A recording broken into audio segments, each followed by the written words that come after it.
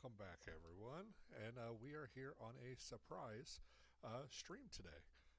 So I was trying to do Twitch, but was having some issues with drop frames and whatnot on the same settings that I had for my YouTube stream on Wednesday. And so we're just going to stick with just YouTube. So we'll be exclusively streaming on YouTube. There will be no Twitch. And I guess we're going to continue with the Saints franchise since that's what we had started with originally. So let's go ahead and jump back in to where we left off on Wednesday. And if you guys have any questions as we're going through, don't hesitate to ask. I can go over whatever needs to be gone over for you guys to help you kind of get to where we want to be at for your franchises or whatnot. But we're coming off of what was a great 19-16 win over the Arizona Cardinals in Week 1. So now we pick up here in Week 2. Looks like we've got, as far as offensive points, we're 16th in the league. Passing yards, we're 26th. Rushing yards, we're ranked 2nd. We're ranked 10th in point allowing for defensive points per game. We're ranked 18th in passing yards allowed, and we're ranked 8th in rushing yards allowed. So looks like we're going to have a top 10 defense for a couple of aspects, which is a good start. Let's see. For our injury report as of right now, we have nothing. Looks like the 49ers will be playing without George Kittle, Pearsall, Givens, and Simmons. So quite a few key losses for the 49ers for this game. There's the standings as they stand right now. We are tied with the Falcons at 1-0. The Panthers and the Bucks both lost. Here, let's go ahead and go over this schedule so we can see what happened last week. So for last week, it looks like the Eagles took down the Cowboys 21-17. The Chargers beat the Chiefs 21-17. The Bengals blew out the Browns 41-24. The Giants beat the Commanders 17-14. The Steelers took down the Jets 23-17. The Raiders took out the Patriots 20-12. That's definitely not realistic, but we'll let that go. I mean, I guess any given Sunday, right? Last week looks like the Falcons took down the Bucks 13-6. The Colts took down the Dolphins 28-13. The Jaguars took out the Panthers 20-17. Of course, we beat the Cardinals 19-16. The Broncos 21-7 over the Titans. The Seahawks 31-14 over the 49ers, who we are playing this week. The Rams over the Texans 26-11. The Lions beat the Packers 31-28. The Ravens beat the Bills 42-24, and the Vikings beat the Bears 17-9. So that is the wrap up for the games last week. And now we will go on to this week on where we're playing. And let's go ahead and look at top performers. Let's see, stats and awards. Let's see where we're at through Week 1. So Tyler Shuck was 22 of 37 for no touchdowns, 1 interception, 235 yards. He has 59% completion rate. Rushing, Alvin Kamara led the way, 12 rushes for 93 yards. Kendra Miller, who's probably going to be one of our future feature backs, it had 6 rushes for 25 yards and a touchdown. For receiving, it was led with Jalen Polk, who had a phenomenal game with 8 receptions for 116 yards, and he was just making plays all over the place, followed by Chris Olave and Juwan Johnson. For blocking, we did allow some sacks last game. We were sacked 3 times, mainly in some of those really weak spots. And then on defense, Demario Davis led the way with solo tackles, it looks like, and assists and total tackles. For tackles for a loss, Brian Breezy led the way with 4. And then the sacks, we were a little high because we did put in some abilities to help with that, which is why we got a little high, but it's still, we only had, 4, 5, 6, 7. I mean, the Texans alone this year, and several others, have had 8. Every team has had a game where they've had 6 sacks or more. So that 6 to 8 range is starting to become a lot more common in the NFL today. And that's why I went to the abilities to get to that point. Without the abilities, if we pulled them all out, you'll still get your standard 2 to 4 sacks per game. But that's where the play sheets come in. You know, you play that weekly strategy, stuff like that. And sorry, my camera's at the top of the computer, and I'm scrunched down a little bit, so just yell at me in chat if you guys can't see me or whatnot. Excuse me. Let's see, for interceptions, we had no interceptions last week. For kicking, Cardi was 4 for 4 on field goals with a long of 41, which is a great start. And then punting, we had 5 punts with an average of 36.2. So not very happy with our rookie for his average. Especially, I mean, a net average was the same. We didn't lose much on that, which is good. But that is a little concerning. But there's that. We can go over team stats real quick just to kind of see. So total offense, we're in the top. We're ranked, what, 3rd? That's 5th, 7th, 8th. We're ranked in the top 10 for total offense. Let's see, we're not in the top 10 in passing, but I'm pretty sure we're in the top 10 in rushing, as we are second in the league in rushing, topped only by the Baltimore Ravens right now. Points per game, we are not in the top 10 or the bottom 10, surprisingly. So that's interesting. For defense, total defense allowed, we are in the top 10 for total defense. For passing defense, we are middle of the pack, looks like. For rushing defense, we are in the top 10, only allowing 70. And then points allowed, we are in the top 10, only allowing 16. And then, of course, we're probably leading the way. No, we're tied with the Cardinals, who we beat with 7 sacks. There was 7 apiece. You had the Giants and the Panthers each with 5. And then the Browns, Bucks, and Chargers at 4. So not too bad. So I see you got a couple guys in here. Do you guys have any questions on any of the sliders or anything like that you want me to go over before we start jumping into weekly strategy and games? Because if not, we will be going through all of this stuff. I hope I did set my stuff last week. Okay. So, with nothing coming up, I guess let's go ahead and we'll view weekly awards. Looks like Brian Breezy got it for defense with 4 tackles and 4 sacks. The NFC Offensive Player of the Week for last week was Jordan Love, 16 of 25 for 303 passing yards and 4 touchdowns. He was sacked twice, and he also added on 4 carries for 21 yards. On the AFC side, you have Joe Burrow of the Bengals, 28 of 42 for 402 yards, 4 touchdowns, 1 interception, was sacked 4 times and had 1 carry for 2 yards. And then Quinnen Williams, let me move my my cam and stuff here for a second so we can see this. I need to make it a little bit smaller, so give me just a second.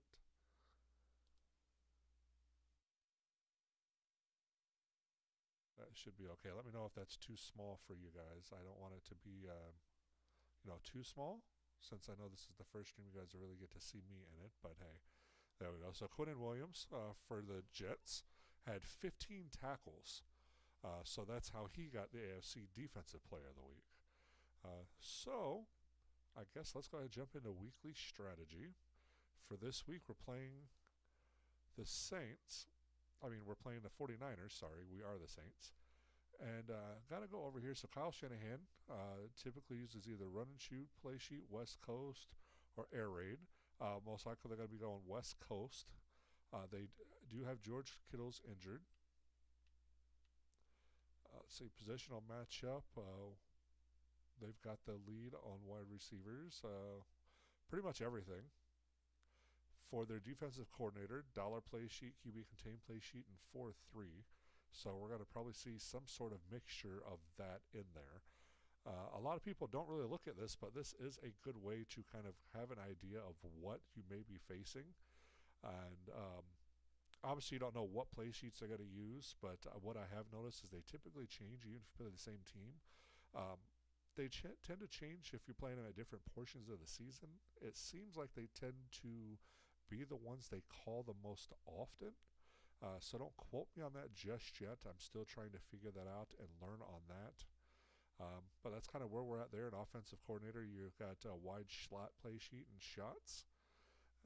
So it looks like they're probably going to be doing quite a bit of passing, but they're going to have a balanced attack if they're doing a wide slot. And we know they're West Coast usually. So for ours, I think what we're going to do, well, I got to go back. I always do that. I think for staff abilities for this week, let's go ahead and clear these out. I think we're going to stay the same. Let's see. I think we're going to do, because they do have McCaffrey, so I'm thinking of doing ground guardians for defense. We do still have our scout in there with the tier 3 scouts or whatnot. Offense, do we want to increase the accuracy of our QB some to help with that? Thinking maybe we should just do field gen and ground guardians. I think we're going to do this week. All right, and then we're going to stay with West Coast play sheet, and then we're also going to put in a 3-4. Well, I thought I clicked that one off, but I guess not. And then for trainer abilities,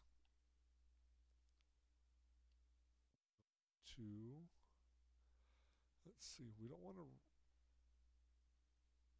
do that. We don't have any injured players yet, so I think we're going to reduce injury chances. Or do we want a fourth quarter refresh? I wonder how that affected rotations quite a bit before when I did it. And so I'm trying to keep it somewhat realistic, so I tend to shy away from that.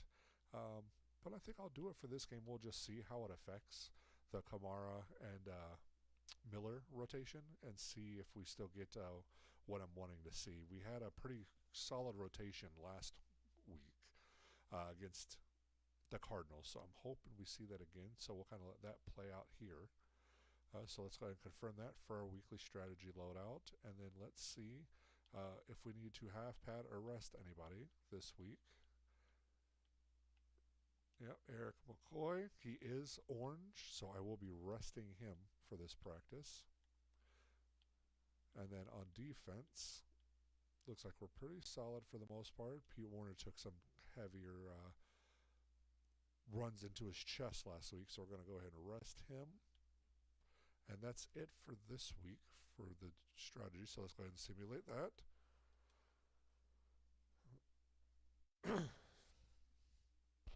And this is going to be more laid back, so it's not going to be like I do in my, my franchise drops for the Vikings on Sundays or the Cardinals on Thursdays. So feel free to jump in a chat, give your thoughts, ideas, we can kind of BS around, stuff like that. I will be vaping spontaneously. I'm not going to be doing play-by-play on every single play. This is the live streams are more so for us all to kind of just chat, kind of build teams together, get ideas, and a good way for you guys if you have questions on, the sliders or depth charts or anything like that. I can go more in depth for you guys, but kind of a way for us all just get together and be able to have more conversations than what we would with just the posts that I do for, the videos on demand, I guess you can say. So I guess let's go ahead and jump into our player upgrades for this week. Looks like Jordan Howden, we got an upgrade, so let's go ahead and upgrade his run support. Let's see, and we got +2 to block shedding, okay, and then +1 to awareness, catching, man coverage, play rec, and tackle. So that's an okay upgrade. Dylan Raduns, our left guard, got to upgrade his agile. That's +3 to awareness, pass block finesse, and pass block. So not too happy with that. I like the awareness, but I was wishing we had some run block. I do want the run block finesse to really shoot up for our O-line. That's my main concern. Terrence Marshall Jr., we're going to upgrade his playmaker.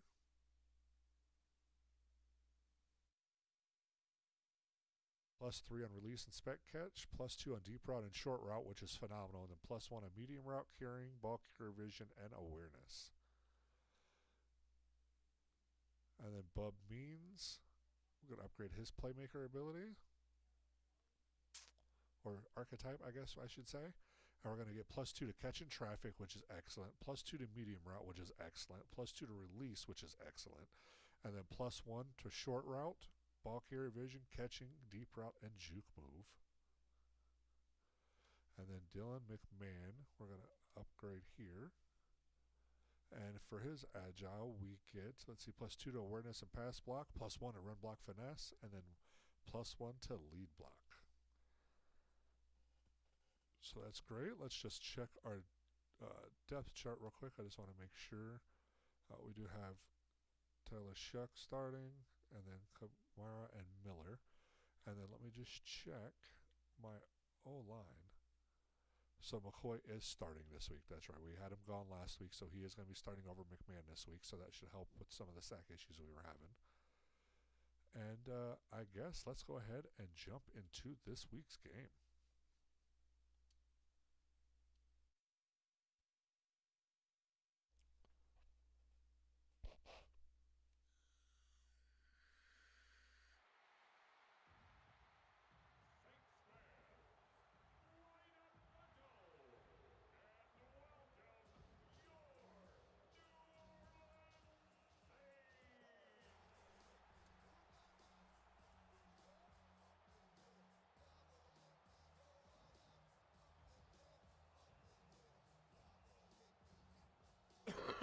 Let me know in chat, guys, if the stuff is too loud for whether my voice, chat, or if the game's too loud.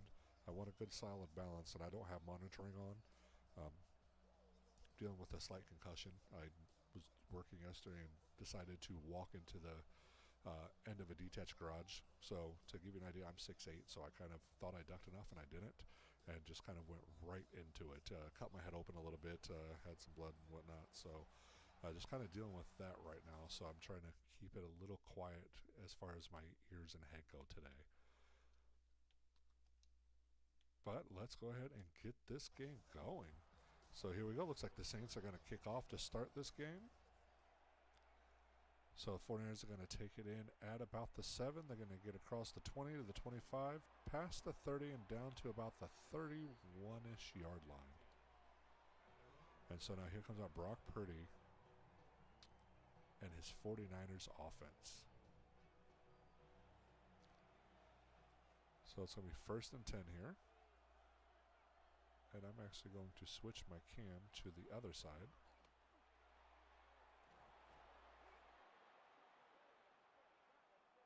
I think right there will be good.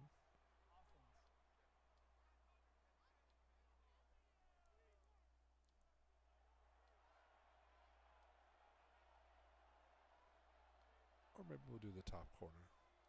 Let's try the top corner, see how that goes.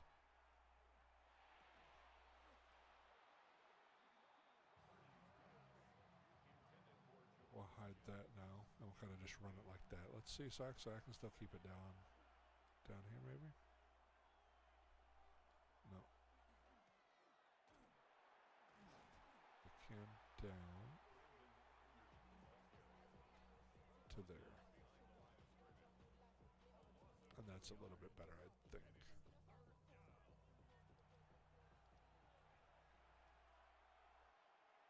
All right, so now it's going to be 3rd and 10 at the 32 for the 49ers. They're going to send him in motion.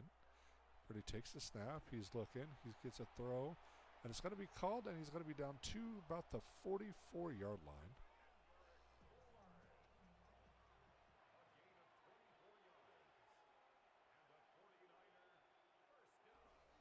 Takes a snap. Purdy's looking. He passes it over the middle. And it's going to be caught for a gain of about 8. So that brings us up to a 2nd and 2 at the 36.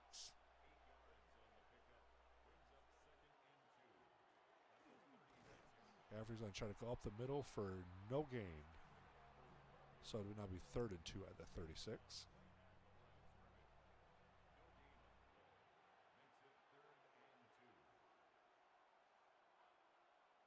Offset I formation, going to hand it off to McCaffrey, who's going to try to get his way out to the edge, but does not make it. So that'll bring up a 4th and 3, and we will force a 49ers field goal attempt. This one from 54 yards from the right hash. The kick is up, and the kick is no good. And the 49ers walk away on their first drive with no points. And now the Saints take over at the 44-yard line. So great field position to start this game for us. First series, Shuck under center. Takes a snap, hands it off to Kamara, who's going to push his way forward for about a gain of 5 on his first run of the game. Last week he had 12 carries for 93 yards. Hoping for another performance here. Maybe we can get him a 100-yard game this week. But here we go now, coming out in I formation. Shucks under center. Going to hand off to Kamara again, who's going to make it to the edge, breaks the tackle, and is finally brought down after a gain of 4 on the play. It'll now be 3rd and 1. And hopefully we can get our first down here. We don't want to go 3 and out on our first series, so hopefully we're able to get that. It's going to be Shuck for a QB sneak, and that's a Saints first down. So it'll now be 1st and 10 from the 45-yard line. Going to come back. It's going to be in shotgun with Kamara to his left. He's going to hand it off to Kamara, who's met before he even gets back to the line. It's going to be a loss of 1 on the play. And great job there by the defense. Was able to sniff that run out pretty easily and was able to get to him in the backfield pretty quickly. So now here we go. Shuck's going to take the snap, gets it off for getting hit, and it's going to fall incomplete. So it's 3rd and 11 now. And we're just outside field goal range, so hopefully we're able to get this. Takes the snap. Shuck's looking. He gets a throw off. It's going to be up the middle. It's going to be a first down and more for the Saints. Tackle by Fred Warner on the play, but we were able to get Jalen Polk once again for a gain of about, I don't know, what was that, about 12-ish, I want to say. So it's now 1st and 10. I formation from the 33. Hands it off, and that's going to be Miller for his first carry of the game, a gain of 4 on the play. So now 2nd and 6. And we are just moving the ball down the field to start this game, which is excellent to see. And that's going to go incomplete, 3rd and 6 now.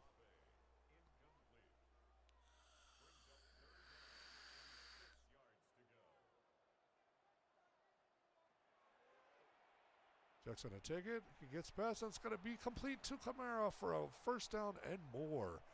And it's 1st and 10 now, down at the 15-yard line. And the Saints are on the move, looking to take the lead over the 49ers after forcing a missed 54-yard field goal. Now Shuck takes it. He moves in the pocket. He throws it away. He felt the pressure coming from his blind side. Great awareness there by Shuck that time. So it's now 2nd and 10 at the 15. They're going to be an I formation on this one. No worry, LaPaul. Welcome to the stream, buddy. I ended up coming here. I was having issues on Twitch. So I ended up just deciding I'll just be exclusive to YouTube, since that's where most of you guys are at anyway. Make it easier for the community rather than bouncing between platforms. And there's Juwan Johnson. Almost had a touchdown there. And yeah, because I was having a bunch of drop frames and bad latency and everything over on Twitch, and I'm using the same settings as I am right now, and I'm having no issues on YouTube. So I don't know what was going on over there, but I didn't feel like messing with it. My head hurts too much. So how was class, though? Hopefully you had a decent class. And that's going to be a, what is that, a sack? I didn't see if they handed it off. I wasn't looking. Looks like 2nd and goal now from the 2. And Chuck's going to be in shotgun with Kamara to his right. Going to send Juwan in motion, it looked like. He's going to throw it, and that's going to be just in for a Saints touchdown. And Juwan Johnson, I think that's his first touchdown of the season. And the Saints take a 6-0 lead on their first series of the game.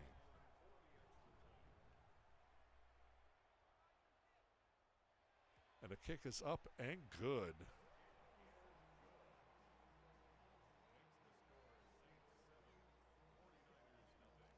Math, so not too bad. Yeah, I've always been a science and math guy myself when I was in classes, so I don't mind it at all. A lot of people hated math and science. I did trig and all that in high school too, so I think that's partly why I'm so good with building sliders, because I'm able to, you know, build all these different formulas that really build stats out wise to what I'm really looking for. And I've got all these different formulas built into Excel spreadsheets and whatnot for doing my averages and where I want to be, and, you know, it really helps all my stuff. And math plays a big part in a lot. A lot of people don't realize how much math you do on a daily basis, even when you're not trying to. So he's pretty on their 2nd drive of the game. He's going to get a pass out for a gain of 3. We're going to have an injury on the play. Is that Christian McCaffrey with an injury now? They're already down George Kittle coming into the game. So, and it is McCaffrey, so they're going to be down, as of right now, their starting halfback and their starting tight end. And they're already down 7-0. So, I formation going to hand it to their backup, and that's going to be completely blown up in the backfield. What a hit. And it's 3rd and 10 now.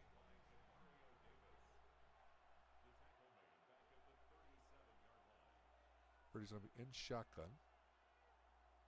takes a snap. And we're going to get him for the first sack of the game. Chase Young flies into the backfield, bypasses every blocker, and bam.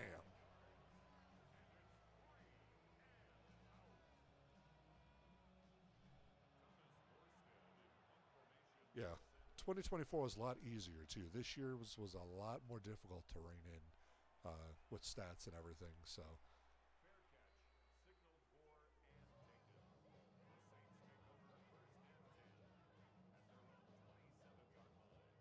I still have I think I got a slider set on my channel still for last year, too. I had a pretty good set that I finalized, and people were loving it last year, so... You can check that out and try those out, see what you get compared to yours, and see where we're at. If you ever decide to play 24 again.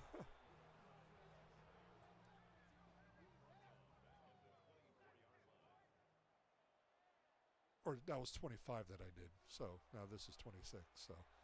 And here we go, Shuck for the second drive of the game for the Saints, and that's going to be complete for a first down. Great catch, and that's Jalen Polk once again. Had over 100 yards last week, and he's already starting off this week with a good run here in this first quarter.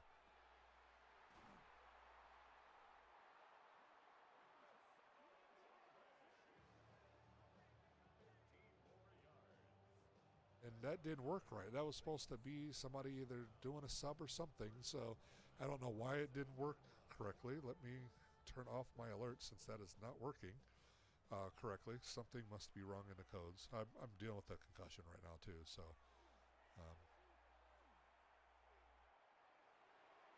you can't slow sim on it. Yeah, I walked into a detached garage yesterday, split my head open. I was out working and thought I ducked enough, and I didn't. And yeah, split my head open, got a gash probably, I don't know, about from like here to here. I don't know. I mean, you can't really see it because of how I have the thing, but it's probably about a 4.5-inch gash. Was bleeding everything, and well, it's been a fun day, so that's why I said, I don't know if you were on earlier, but that's why I said if you guys are noticing volumes are off, let me know, because I don't have monitoring on. I literally have nothing going on in my headset right now. It's just quiet and just kind of me talking, and the headset's helping me not hear my own voice a little bit. So, so I'm just trying to keep it quiet on my end, but wanted to keep putting out the content for you guys. So, and Shuck here on a 3rd and 20 is going to get it to Juwan Johnson for a gain of 7 up to midfield, and we will be forced to punt. No, I doctor it myself. I've been injured enough from football and basketball. I was, I played in high school and college and everything. So, I've had concussions before. Nothing that I need to go see someone for. And I could stitch. If I needed stitches, I probably could have done it myself too. But I'm not. Didn't need stitches. I was able to use some of that liquid skin glue and get it in through the hairs. And I had some hair glued there. I had to take a shower a little afterwards to finally get it out. But yeah, I do most stuff on my own. I try not to go to the doctors. They just like to prescribe you crap you don't need most of the time anyways.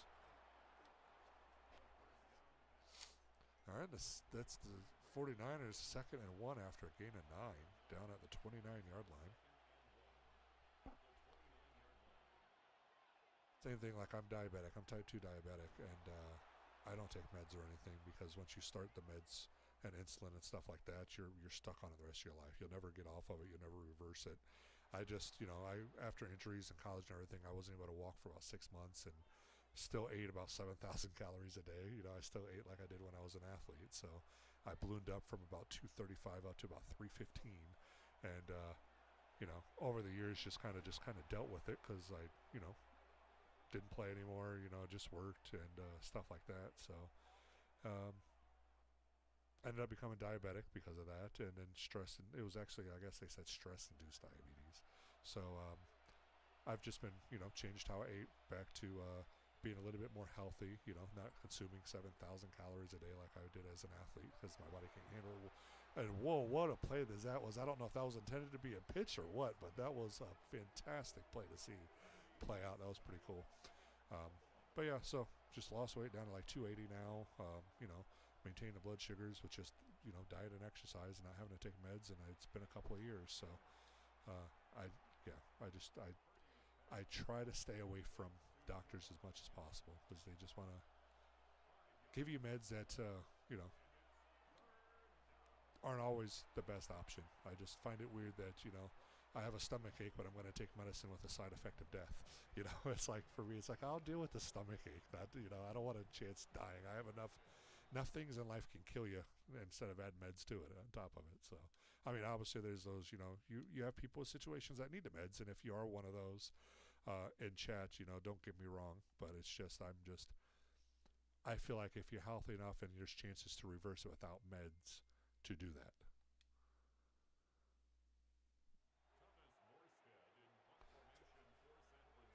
And here we go with the 49ers punt now. And yes, I vape, so.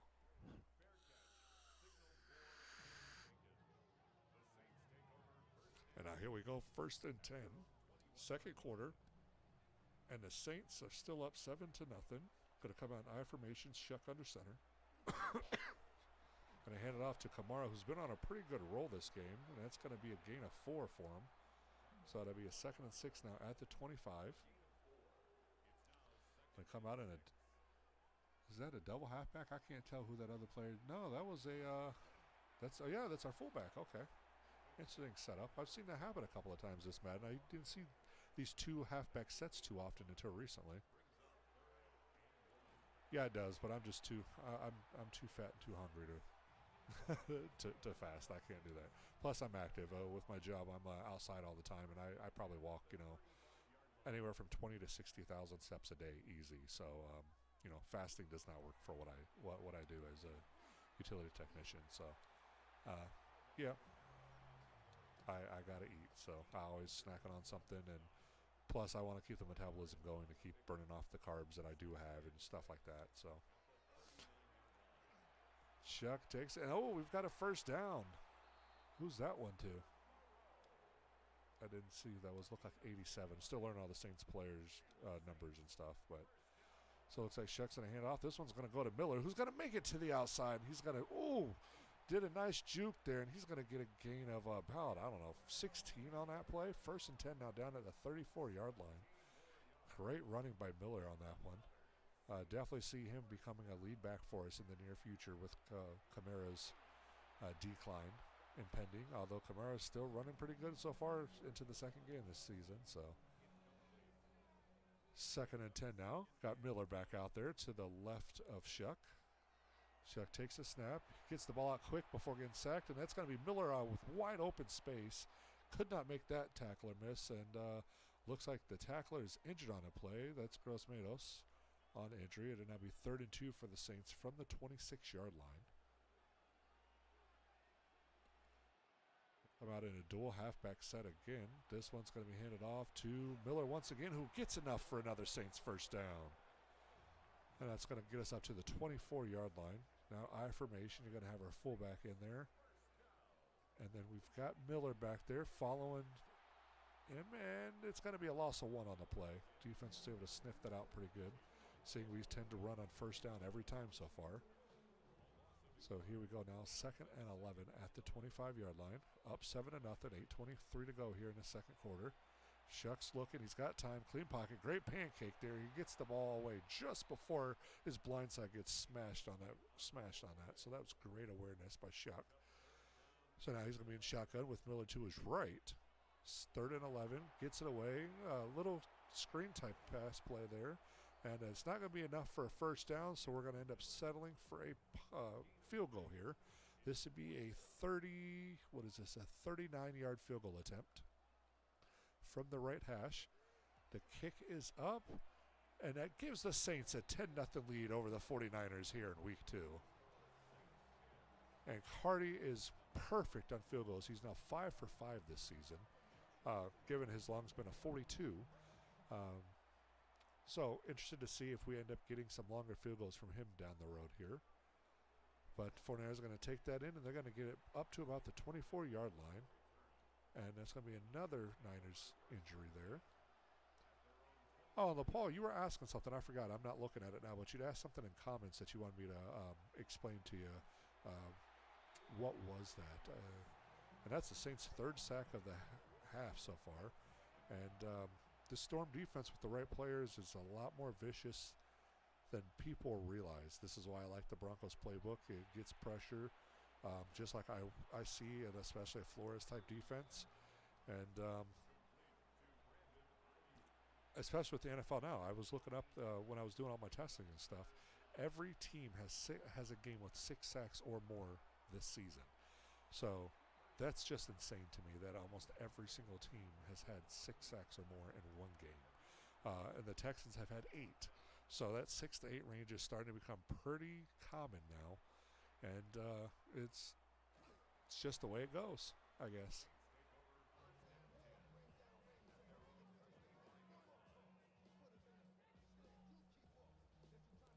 You just looked. I'm trying to think of what your question on it was, though.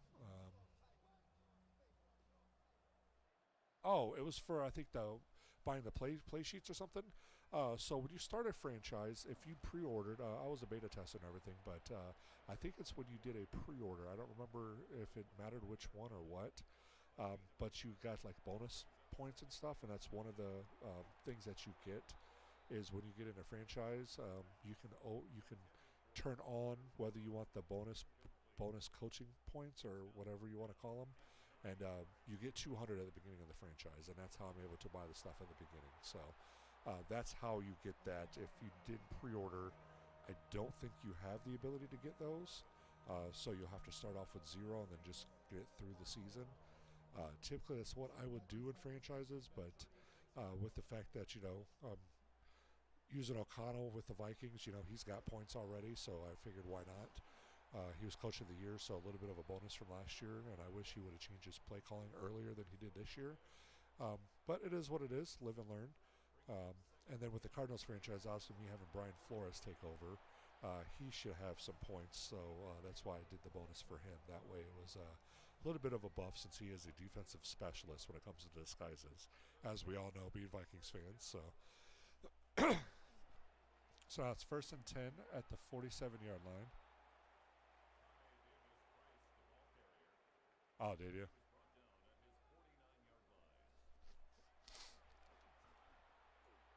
And a long pass, and it's going to be complete for a Saints first down. Who is that to? And that's to Juwan Johnson. Okay, so Polk and Johnson have been taking over this game. Wait a second, restart. You're not saying you took over starting using Wentz, are you? Please tell me you're not using Carson Wentz.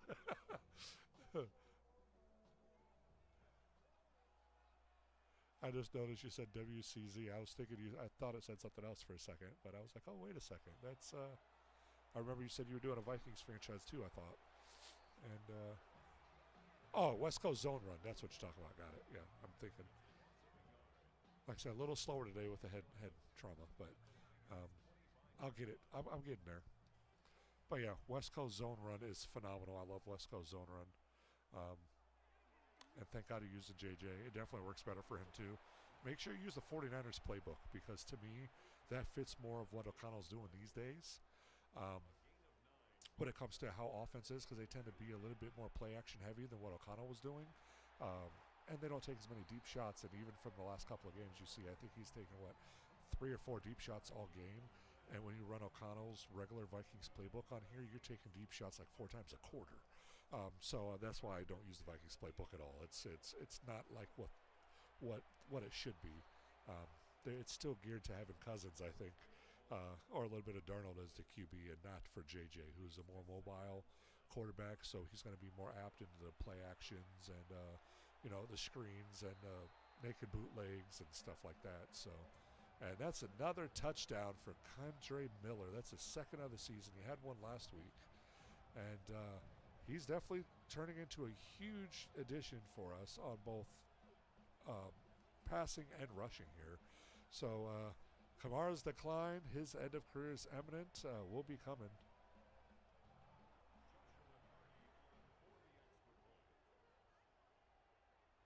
It's not the truth, and I'll explain why. And you'll see, like, our season's going a little rough now because I was switching things back and forth on the Vikings franchise because I was still doing testings. Now that things are situated, things will get better. But you'll see what JJ looks like. You saw the last week. The last week was the first week with him on the right settings in those 3 games. And as you saw, one, we got blasted by the Packers, yeah. But he played pretty well. That Seahawks loss, I mean, when we took that one, we lost in overtime in that episode, and then we almost pulled a comeback against the Commanders at the end. So, I mean, he's definitely playing a lot better. I do believe that with how I draft and what I look for, and once I'm able to get the team to where I would want it, I have no doubt we're going to win a Super Bowl in that Vikings franchise. I have no doubt we're going to win a Super Bowl in every franchise just because I'm gearing it the way that I see and where I feel is most important as far as attributes and stuff goes. And it's not like others who focus mainly on overall ratings, which, let's be honest, they matter to a point, but essentially actual overall ratings don't matter that much if you have the right attributes and the right players in the right places with the right strengths and and you're able to, buff their weaknesses and whatnot. And I went over a little bit of that by position in the previous Saints thing, but yeah, you'll see. Well, I'll win one. We have some RPOs with the 49ers playbook, but not many. I mean, I'm playing with it now too in the Saints. I think I'm using a San Fran playbook and a West Coast zone run in every one of my franchises. So yeah. I mean, look here. I mean, the Saints. We're going 2-0. It looks like, unless something crazy happens, we got a 17-0 lead over the 49ers. I mean, given they're down Christian McCaffrey and George Kittle to injuries, but and then you have things like that break out. But I mean, we're a minute and 11 away from halftime, and the Saints are up 17-0 here at home. I mean, giving us a home game, and we have Tyler Shuck as our quarterback. So I would say JJ's a little bit better than he is. So yeah. So anyway, here we go now. 2nd and 6 at the 33. Purdy's going to be under center this time. Takes a snap. He's going to look to pass, obviously. He's going to get it out. That's going to be completed. Brandon Ayuk with his 5th reception of the game. And that's going to be a 3rd and 2 after the 49ers call their first of 3 timeouts. So 3rd and 2 now at the 29. They're going to need a first down here. And Purdy's going to be able to navigate around. Great awareness and attention there by Purdy to get across. And that's one thing I've noticed, and I can't fix in this game, is if the running back is not touched on a slide, it's not called down in Madden 26 for some reason. So he can get up and keep running. So I've seen it happen, and there's no way to fix it that I can figure out. I've tried numerous things, and the one way that I did somewhat fix it, it just completely destroyed a lot of my slider sets. So I figured the likeliness of that happening isn't very often, so I'll take that. And then, as you just saw, even if they do get up, they're hit pretty quickly. So I'm not too concerned it wasn't game breaking, but that is still something I'm working on in the background, trying to see if I can get it fixed. But here we go now, 3rd and 9. 16 seconds to go, 1 timeout. 49ers still down 17-0, but they're at the 17. Purdy's got time. He gets away before getting sacked. He's got open receiver, and that's all going to go for a loss of 2.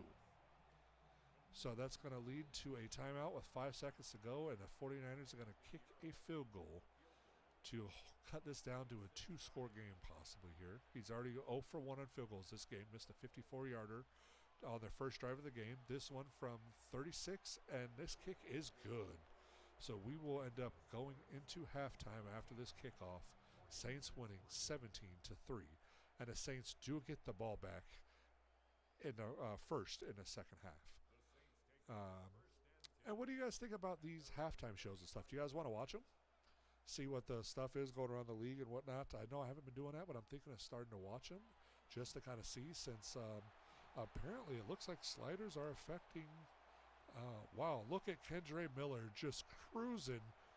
And that's going to be returned for a touchdown. I have not seen that yet this year in Madden. And, wow. And Miller just races down the sideline, untouchable. And the Saints are taking a commanding lead here going into halftime. What a play there by Miller. And with this PAT, that would be a 24-3 lead going into halftime. But you're seeing what I was talking about in person right now live. These are all the same sliders and settings. I put the video on. This is what they're using. And here I am with one of the worst teams in the league looking at going 2-0, and you're seeing great things on all sides of the ball. So let's go ahead and watch this halftime report. So our first one's going to be the Washington Commanders at the Green Bay Packers. Both 0-1. Commanders, Daniels. What a throw with a diving catch. And of course, none other than Deebo Samuel to get that. Yeah, their sprint is funny.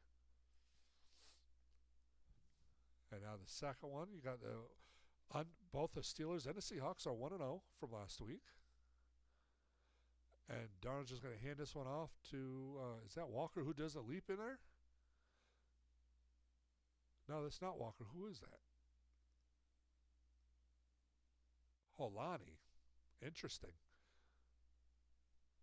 And now you got the Patriots and the Dolphins, both 0-1. Let's see what theirs is. And Drake May with a pass while falling back. And look at that. What a play. And he pushed him down, and Douglas is in for a touchdown. And man, they're winning 24-7 over the Dolphins. And there's the look. What's our division looking like?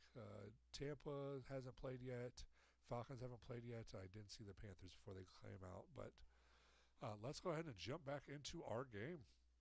I got to be careful how I click this because I don't want to end up having to do the kick return.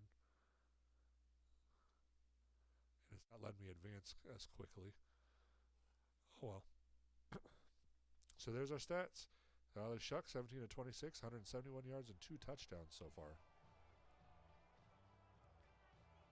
There we go. Let's go back to slow and continue on.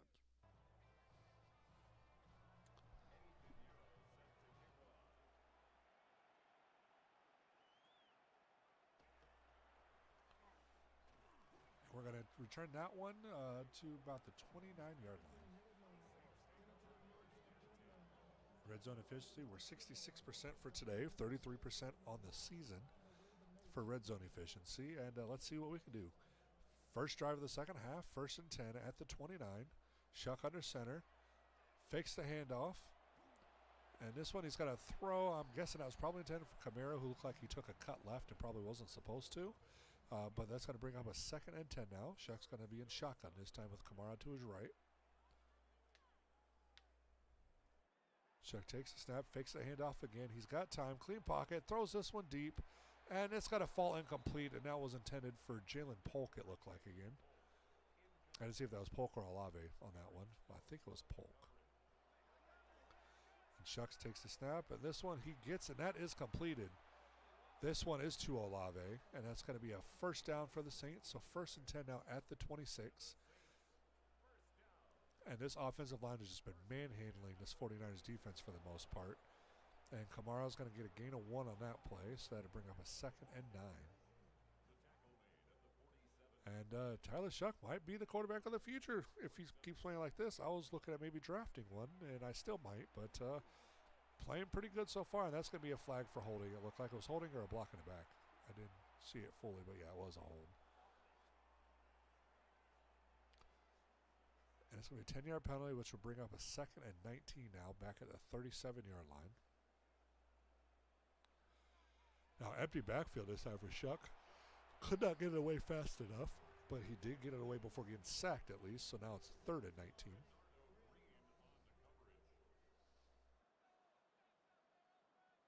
Shuck's going to be in shotgun. He's going to send that Miller, I think, back in there again, out to the side a little bit.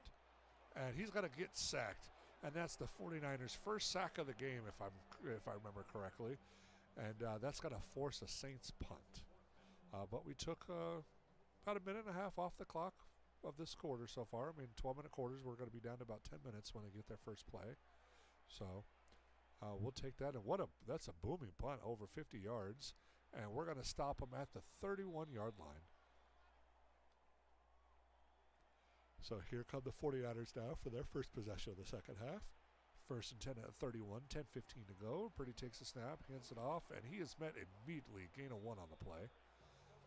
And our run defense has done pretty good this game. We were really good last game, too. I mean, we are ranked, I believe, 8th when we looked at the stats in the league in, against the run. So And then, of course, I start talking good, and then what happens? A freaking 20-yard run right up the gut. And now it's 1st and 10 for the 49ers at the 48. It never fails. Same thing happens to CB if you watch him. He's talking good about somebody, and then they suddenly get messed up. So, Brady's going to throw this one, and there's going to be an open back there, and he's going to finally get brought down after a gain. That looked like a gain of about, 14. And it's going to be a 1st and 10 now at the 32-yard line. Brady's going to hand it off again, and this time they shut down the middle. Gain of 1 on a play, 2nd and 9.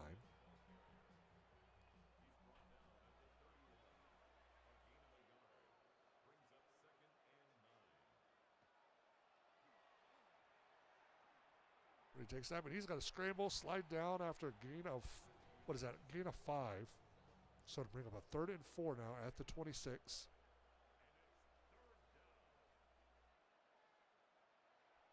He's going to take the snap. He's looking.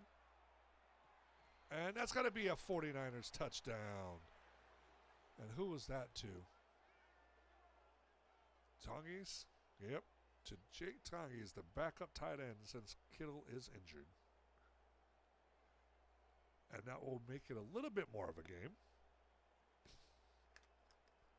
But still not enough. That'd make it maybe 24-10. They'll still be down by 2 scores.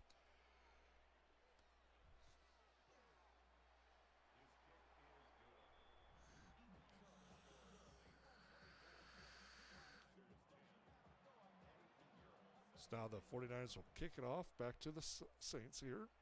We're going to take that in at the 3-yard line, it looked like. And great move there to get a few extra yards to avoid that first block. And 75% third down efficiency. The Saints are rolling on offense today.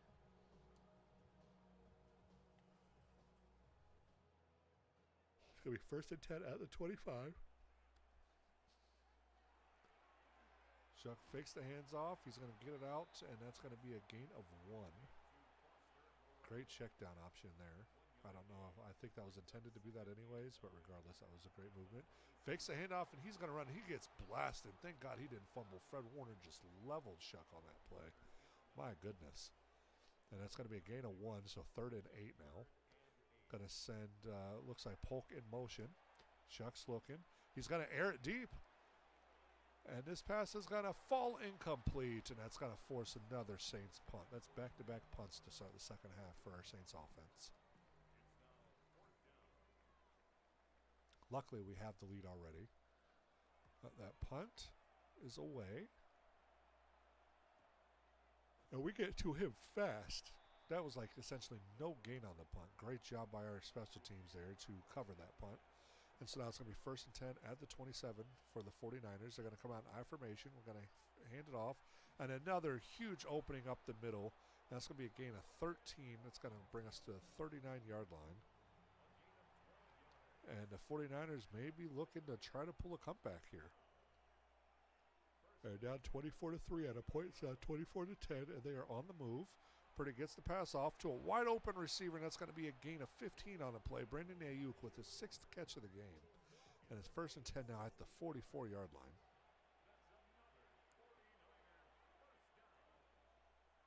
Purdy takes the snap from under center. And it's going to be a gain of 8 on the play, so 2nd and 2 now at the 36. Purdy's under center, takes snap, hands it off, and another opening, but he'll be met almost immediately. He'll get a gain of about 3 or 4 on the play, but not after he does get that easy 1 yard for a 1st down. So we have another new fresh set of downs here, 1st and 10 at the 31. Purdy's going to take the snap in an empty backfield. He's going to pass it out, and it's going to be a gain of about 6 on the play. So now it's 2nd and 4.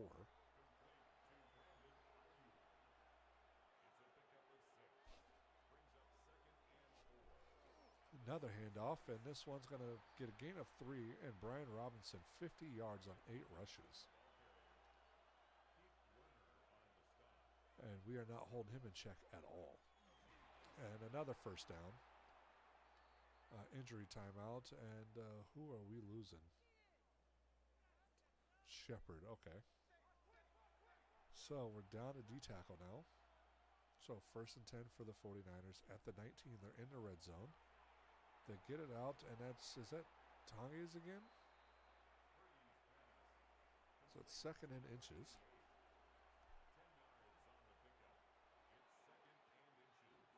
It's off to Robinson, who goes right through for another 49ers touchdown. And the 49ers are looking to cut this deficit down to 1 score, not 1 point, 1 score. With this PAT, it will be a 24-17 ball game. And the PAT is almost blocked, and that's going to be that one roughing the kicker call we're going to see for the next 8 games.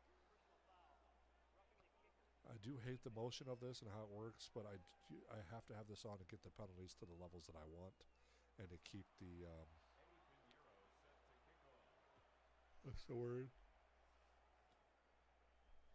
To keep fluidity with a different variety of penalties. But here we go. Tyler Shutdown, 19 of 32, 187 yards and 2 touchdowns. And they're going to come out and hopefully try to extend the Saints' lead, as our lead is dropping quickly. Was a huge lead, 24-3. Now it's 24-17. And Kamara, 10 rushes now, 16 yards. And we may be making Miller the number 1 after these last 2 games if Kamara doesn't find a hole here soon. Shaq's going to pass that short, and that's going to be a gain of a couple, 3rd and 5. And please don't tell me we're going to go another 3 and out. Shaq takes the snap. He's looking. He gets that pass off, and it's incomplete. Pass intended for Olave, and it's going to be a 3rd straight punt to start the second half. We keep punting, and they keep scoring in the second half. So now the 49ers are going to get the ball. They brought down quick, so they got a long field this time, but they'll start 1st and 10 at their 17, and they've scored on both of their last drives. So 10 rushes, 63 yards, and a touchdown for Brian Robinson. McCaffrey did go out injured in the 1st quarter. So now here we come. Purdy under center, I formation. And fake the handoff to Robinson this time. He gets it out. He's got an open receiver with plenty of room in front of him. That's going to be a 1st down and more. A gain of about 17 on the play. So it'll be 1st and 10 now at the 31-yard line.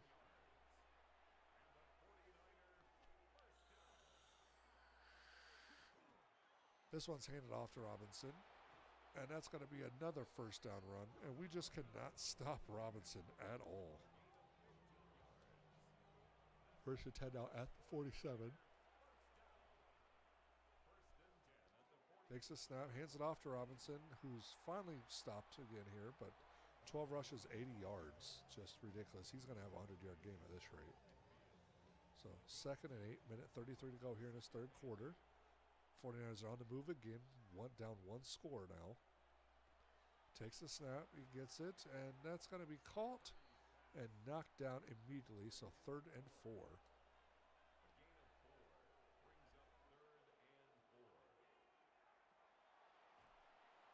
Got to be short, so we're going to maybe force a punt. And they're going to go for it. They're going to go for it in the 3rd quarter on a 4th and 3. Going to hand off the fullback, and of course he gets the 1st down, because why wouldn't he? A 1st and 10 for the 49ers now. Another set of downs. We had them stop dead in their tracks, and we leave the middle completely wide open.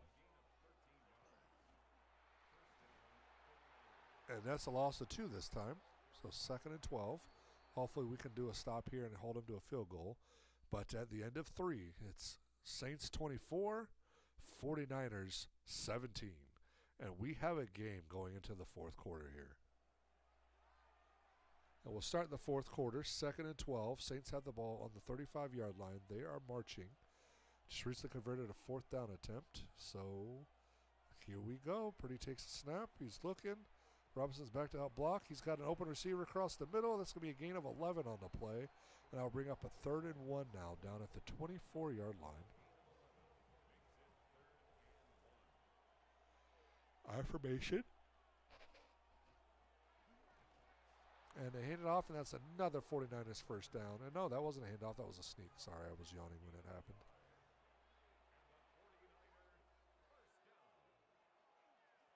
And another handoff to Robinson, who's met immediately. And that's going to be a gain of 1 on the play, so 2nd and 9.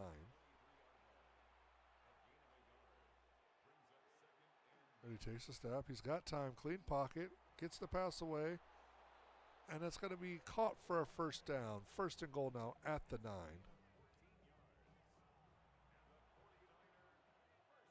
Now Purdy's going to be under center again.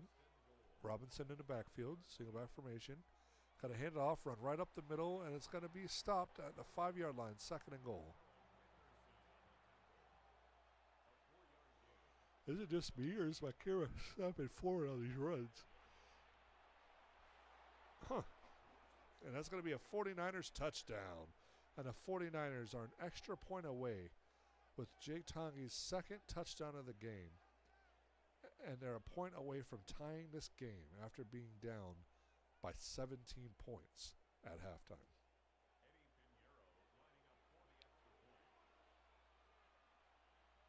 And the 49ers extra point attempt is up, and it is good. And we have a tie ball game here in the 4th quarter. 13-play, 84-yard drive that took just under 5 minutes off the clock.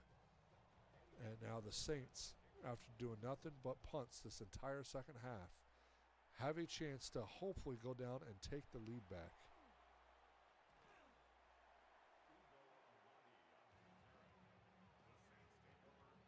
There are on some of them that I've noticed, but I have noticed some franchises where it's not. I think it depends.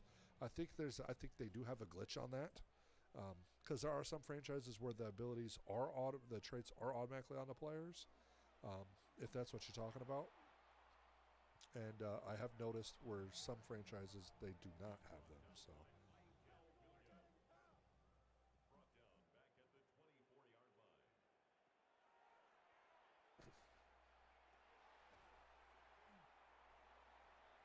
Because you can see that one's active for the Saints right there. You can see the X Factor's active over there on both sides. So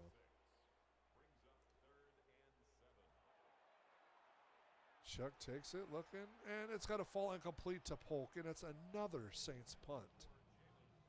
Come on, Saints.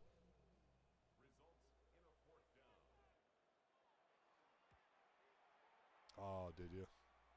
Oh, you're talking about like the actual traits, not the abilities. You're talking about his the traits inside. What trait was missing from JJ?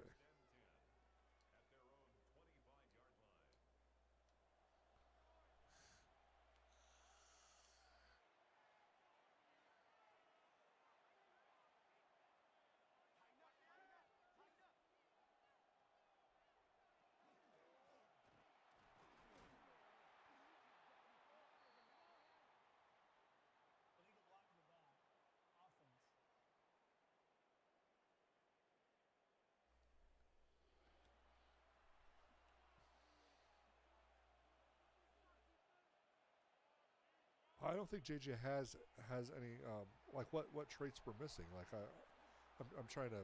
Sorry, I can't think straight tonight. What traits was missing? Like was it like his throwing traits or what traits? Because he didn't have any abilities because he's not a superstar or anything. So I'm guessing you mean like his one of his throwing traits or something like that. And whether he's like aggressive or conservative and stuff like that. Is that what you're talking about?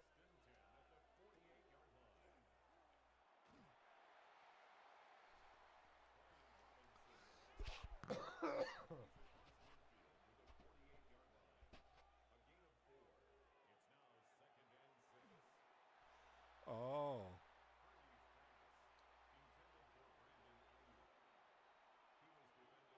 I haven't really, to be honest, I don't know if I've paid attention to those. I'll have to look into that more in detail. I've been worried about the abilities. I'll have to look more into that trait thing because I haven't really looked at that. I didn't even think about looking for that when I was doing my testings because everything's been pretty good.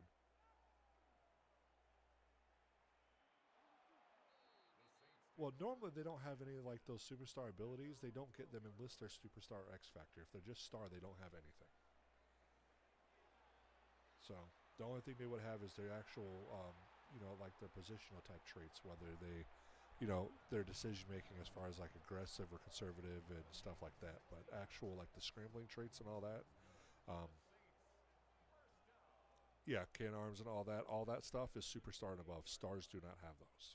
You have to be a superstar to have an ability.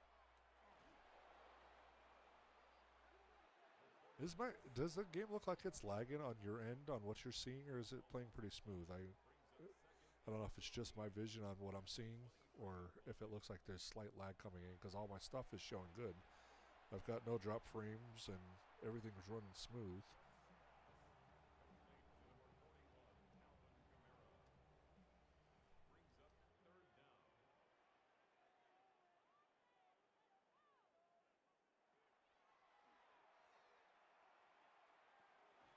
And finally, we get a catch.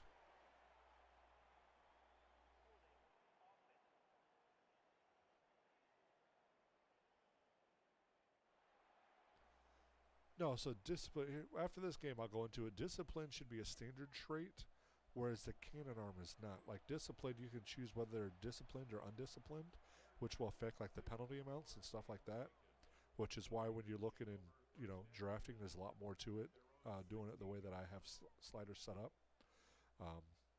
But I'll go over it once we get to out of this game. I'll go into a player and show you what I'm talking about. Make sure we're both on the same page.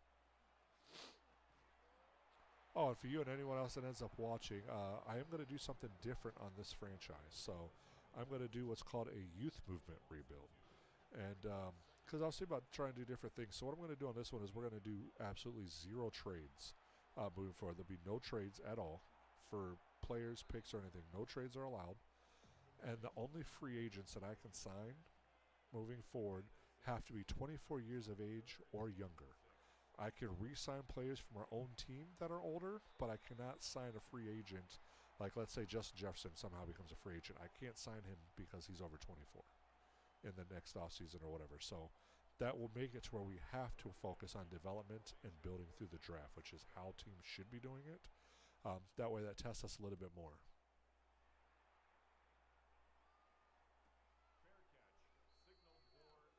Oh, nice. Yeah, there's a lot more to it, and I'll go over it as I get into the drafting. But I did go over some of it, but I can definitely maybe even get with you one-on-one if you want some more advice on how I draft and stuff, and then you'll see how I draft when it comes up. So, and see how I do, but I usually do pretty solid on it.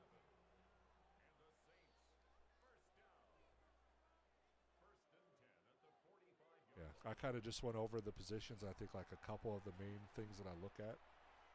But not everything that I look at. A lot of that, that's why in the Vikings franchise, why I haven't gone over like the scouting board yet, is because I need to get to the offseason to really look at it and to properly scout.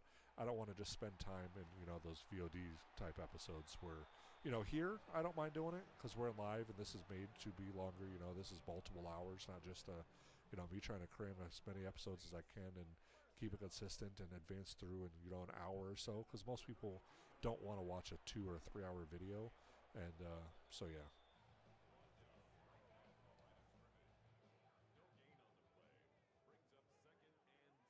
3 or 4 gems. So you mean like dev trait players, you get 3 or 4 devs? Sorry, whenever people say gems, I'm stuck on the gems for the CFB. So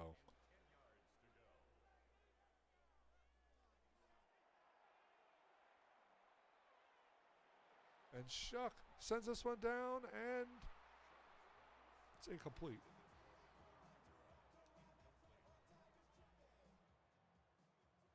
I might need to adjust some settings here. The Saints go for a field goal, and they have the lead after making that field goal.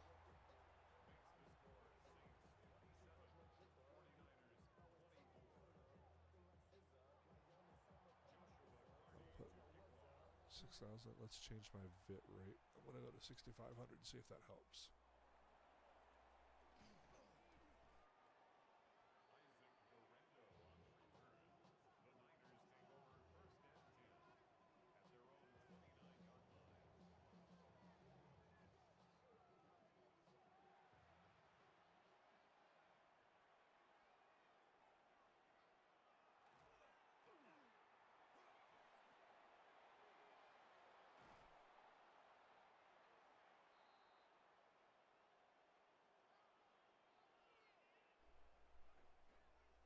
Sorry if it glitched out or lagged on you guys there. I switched the bit rates because I was having some issues on my end. It looked like I was getting some lag and stuff going, so I had to switch my bit rate up from 6,000 to 65 to see how that works.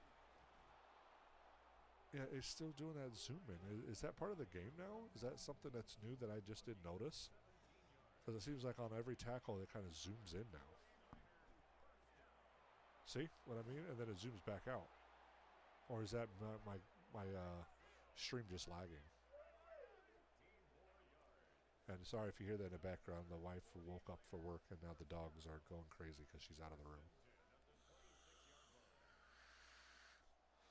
And Brady's going to take the snap. He's looking. He's got a pass over the middle again. That's going to be a 2nd and 1 now. And they're in field goal range, so we need to make sure we don't let them get a touchdown here. Otherwise, this very well might be the game. And we're able to stop them. They get a 1st down, but they have to call their 2nd timeout. So here we go now. 1st and 10, a minute 8 to go. They're down by 3 with only 1 timeout remaining, but they're at the 13. Brady takes the snap. He's looking. He's got a pass. And he's going to spin off the 1st tackle, but not the 2nd one. And it's going to be a gain of 4, 2nd and 6, down to 38 seconds. This might be the last play we have to stop, and they're going to get it in for a 49ers touchdown. And with 33 seconds to go, the 49ers take a 30-27 lead. And this kick could very well end it for us. The PAT is up, and it is good, and that makes it to where we have to get a touchdown to win this game. There is no overtime. We're either going to win or lose here on this last drive. So we're going to have 33 seconds, 3 timeouts. Going to take the kick in at the 7. We get across the 20 and get leveled at the 25-yard line. So Tyler Shuck, 30 seconds and 3 timeouts to go. 75 yards. Shuck takes a snap. He's looking. He's got time. And then that pocket collapses, and he fumbles. And he recovered it, thank goodness. But that clock is ticking. Why are we not calling a timeout? We just wasted 8 seconds off the clock on that. He's got time. He airs it out. And it's going to be knocked away. Falls incomplete. That brings up 3rd and 13 with 11 seconds left.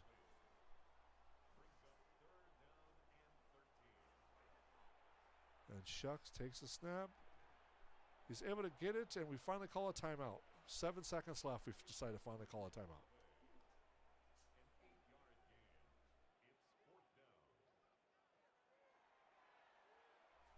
Shucks got time. This is going to be the last play of the game. He airmails it. And it's got to fall incomplete. And there's going to be a pass interference call, so we're going to have one more play. Unreal. And we're going to set that. So we have one last play here to maybe win this game. 1st and 10 at the 16. Last chance at the end zone here. Shuck gets it away, and we throw it short. What in the world are we doing? Why would we do that play? That is just insane. And the Saints drop their 2nd game to fall to 1-1. After being up 24-3, they lose to the 49ers 31-27. What an unfortunate second half we had that game. And Purdy, with all his short throws, was just on fire. That's the 90% completion. They probably had some type of passing stat for his stuff. Let's look at the team stats.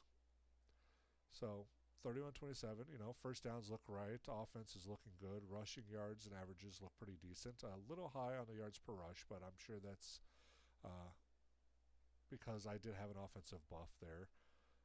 Player stats. Let's see. Brock Purdy, 3 touchdowns. An average of 8.1, so not too bad. Tyler Shuck, 5.1 average. Played pretty rough in the second half. 56% completion rate.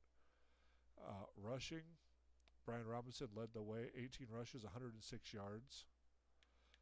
Miller led the way with us. 7 carries for 94 yards. Kamara had 13 for 39. So we may be moving Miller up to halfback 1. What do you guys think in chat? Should we let Kamara do another couple of games as the number 1? Or should we go ahead and go with our youngin and put Kendre Miller as our halfback one. Let me know what you guys think on that. So Kamara's the number one. Miller was second. Good rotation there. Tyler Shaw had 3 rushes. Tyrion Davis-Price came with 2 rushes, and then our fullback Jacob Johnson had 2. So pretty good rotation there for receiving. Chris Olave led the way, 6 receptions, 52 yards. And tackles for the loss, looks like Chase Young led the way on that. And for sacks, we had a total of 3 sacks. And the 49ers had a total of 3 sacks. So, yeah, I'm thinking Miller too. So let's go ahead and we'll finish this game. All the stats were still realistic. I mean, I can't really complain. I mean, the only thing that was off was Purdy's 90%. But I don't know if Purdy's hit it this year, but I know we've had a few 90% games this year from quarterbacks. So, you know, and especially with the 49ers offense, they do a bunch of short dinks and dunks. I mean, I could tell you right now, 15 of his throws were behind the line of scrimmage. So, I mean, that explains a lot because of the playbook. And that's what I said is these are as realistic as you can get because you have those teams that when they do that a lot, you're going to have higher percentage. And that's why we're seeing that. So, Calvin Banks is going to get an upgrade. We're going to go to his Agile. And it's +2 to pass block finesse, and then run block, lead block, impact block, and awareness all have +1. And we haven't unlocked his dev yet. And let's go ahead and advance the week to week 3.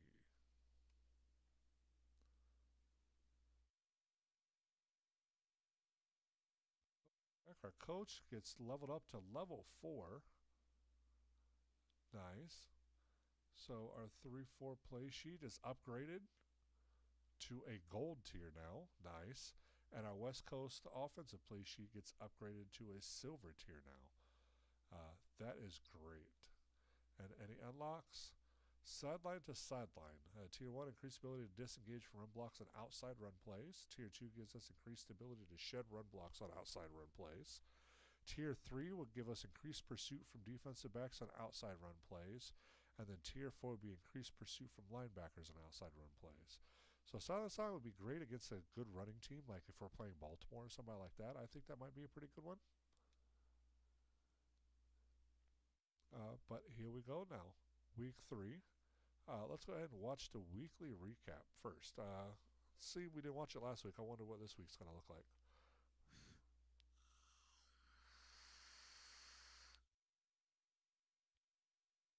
And the first game's going to be ours, of course. There's plenty of time in the pocket and beautiful pass and catch there for a touchdown. And they pulled a major second half comeback. They were, like I said, they were down 27 to 3, and then we end up losing.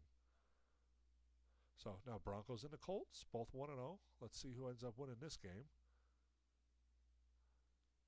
And Bo Nix just nails him, 44 to 21. Bo Nix, 235 yards and 3 touchdowns. What a game by Denver.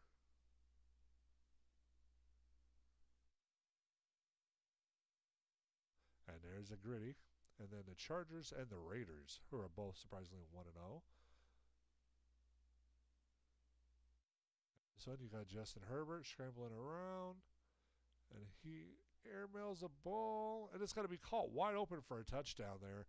And the Chargers take care of business against the Raiders, 24 to 8. 243 yards and what was that? 2 touchdowns for Justin Herbert in that one.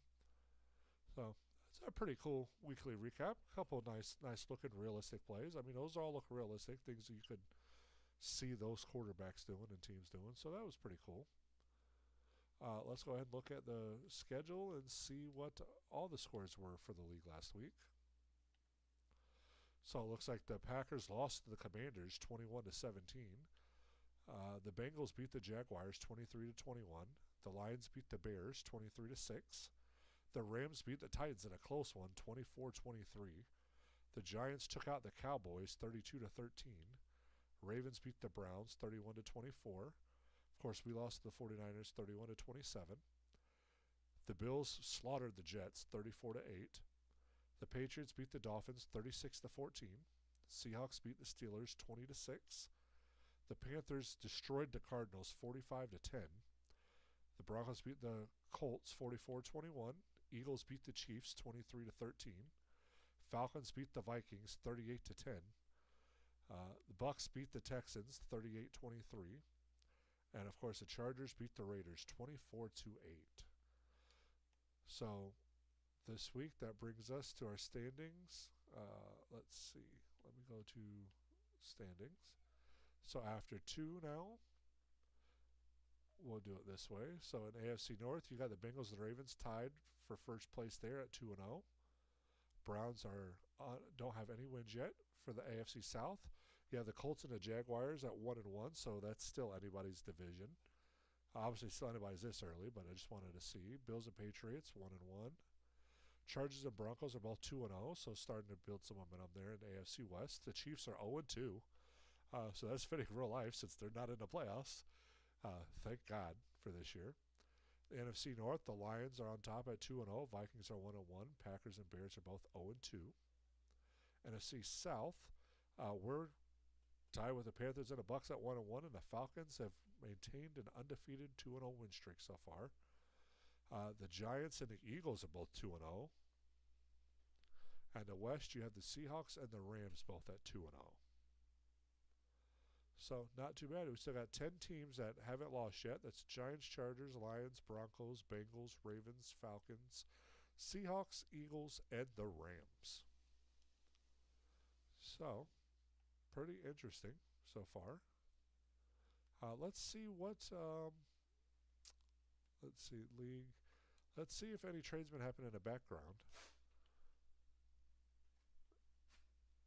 So week 3, let's see how far back we can go. We'll just do from this week. Oh, a lot of work in week 3 so far. Jeez. Let's just do, let's see if we have any trades. So the Steelers traded tight end Jonju Smith to the Rams in exchange for a round 6 and a round 7 pick in the 2026 draft. Looks like the Steelers traded a 2027 round 7 pick and strong safety Deshaun Elliott to the Vikings for Rondale Moore. The Panthers traded a round 5 pick to the Patriots along with Chu Smith-Wade for edge Anthony Jennings.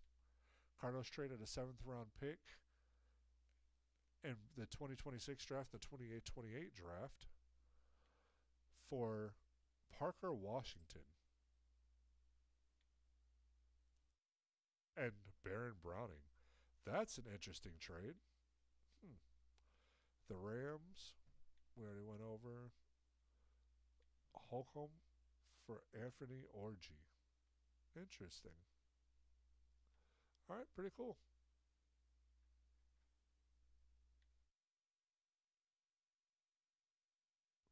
Whoa, did I read that right? It's not like I could pick him up anyway, but... Huh. Javon Kinlaw was released. All right, so now we can go ahead and jump into our regional focus scouting that we set up. And on this one, we're going to be doing defensive tackle. Oh, well, that's right, Nationals Week 8, so we can only do these. So we're going to do cornerback here.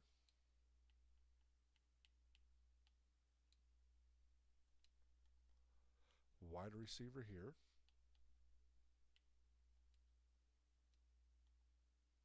Wide receiver here. And quarterback here.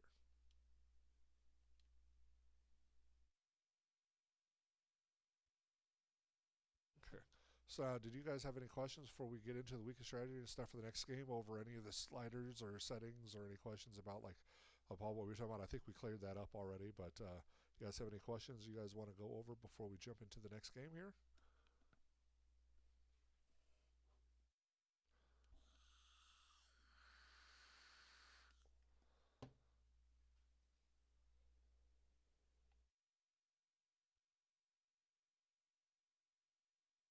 that much unlocked yet. Yeah, only 10 or 20%.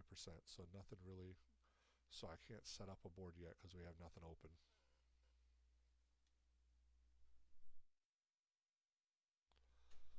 So this week we're playing the Seattle Seahawks, who are 2-0. We're got to go to Seattle.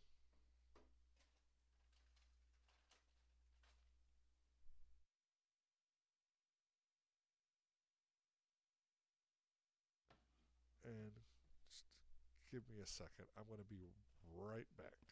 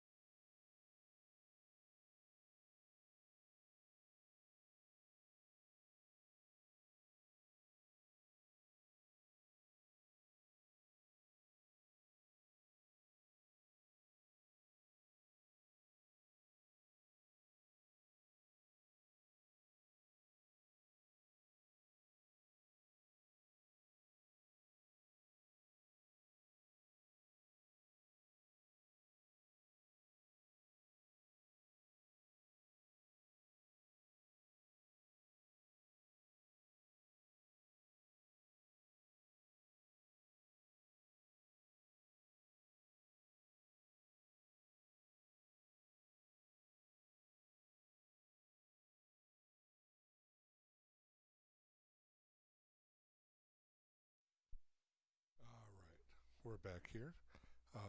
I'll be disappearing off and on for a few minutes over the next things. I'll keep the things going though. But just my wife's getting ready to leave for work here shortly, so I'll be disappearing back and forth here in a second. But let's go ahead. And it's too early to negotiate with players, so let's go ahead and jump into our weekly strategy for this week. Let's see, I think got everything else. I set the dev slides match just started the game. Oh, okay, yeah. So we're placing the Seahawks, right?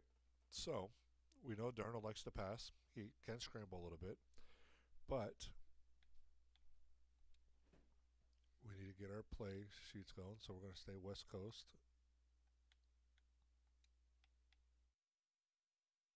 3-4.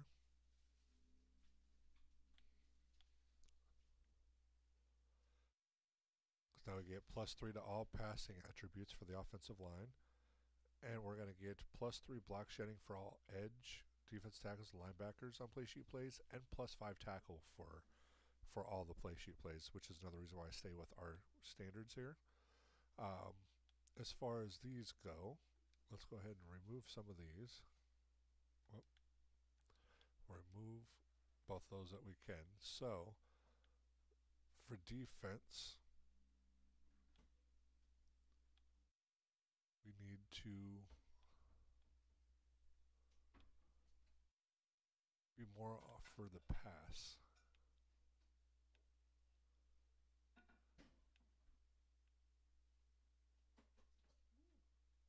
Vector run fast and cover 4. No, we don't want that. So I guess we're going to have to do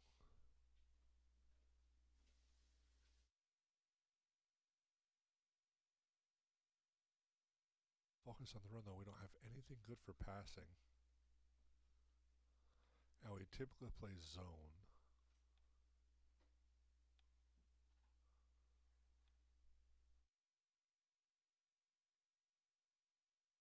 Let's do trench goblins.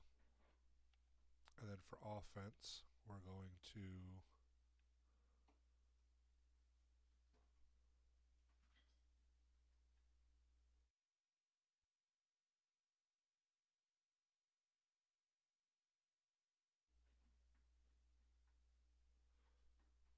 the defaults. Yeah, I mean defaults aren't too bad. They're just not what I like based off of what I see.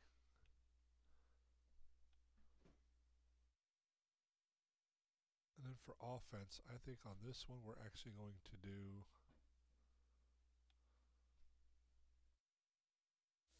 field general again. And I think that's what our loadout's going to be for this week.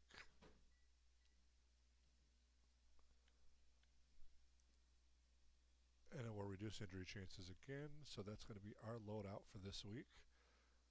Let's see what we need to do here. So Joe's got 1 bar down, but he's not going to do anything for this week. Our offense is pretty good. Defense. Thinker, we're going to half pad. And let's simulate training again.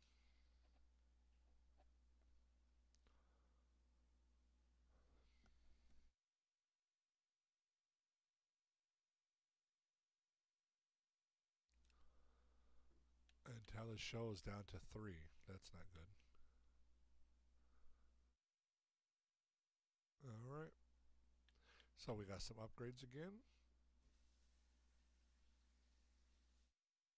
So Jalen Polk, who's been phenomenal for us, let's upgrade his playmaker. Hopefully we get some SRR and MRR here.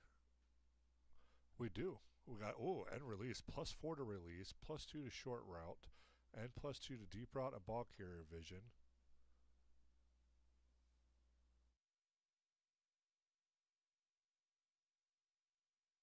And then +1 to break tackle, carrying, catching, and medium route.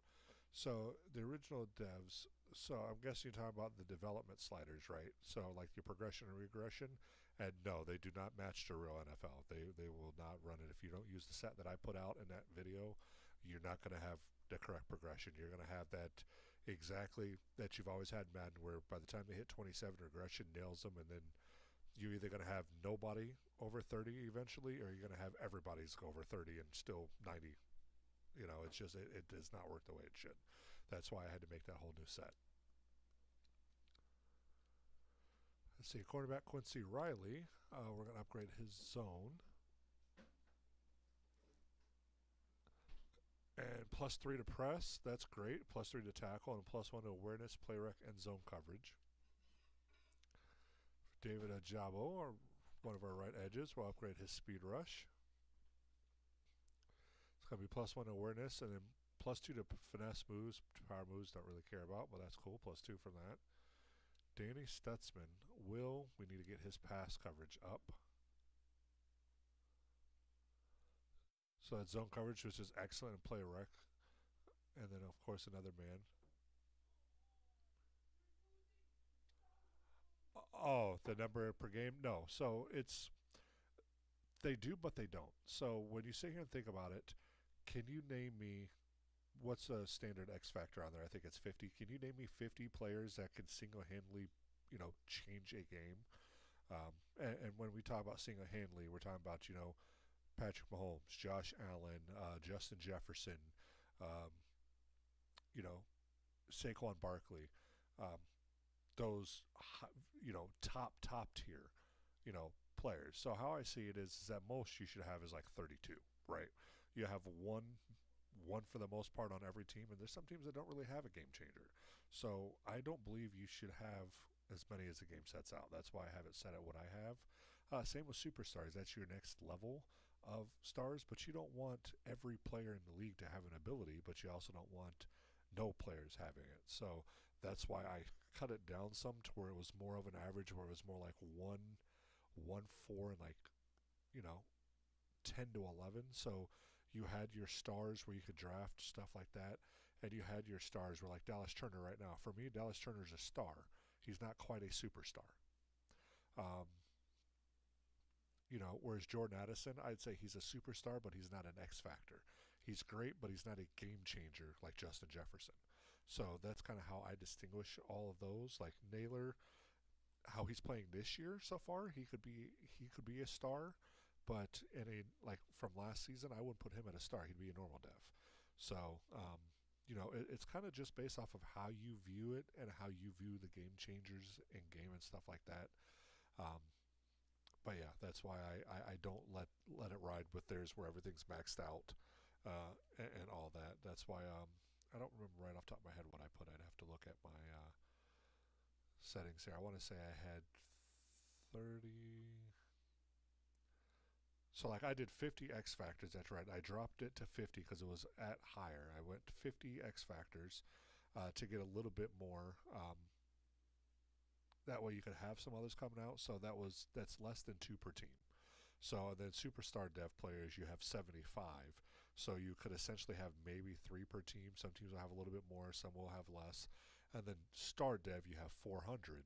Whereas now, that's about, 10 per team, give or take, 10 per team. So that to me is more realism because you have your stars that are, making strides, your sudden breakouts, stuff like that. That's your stars. Your superstars are your Jordan Addisons and,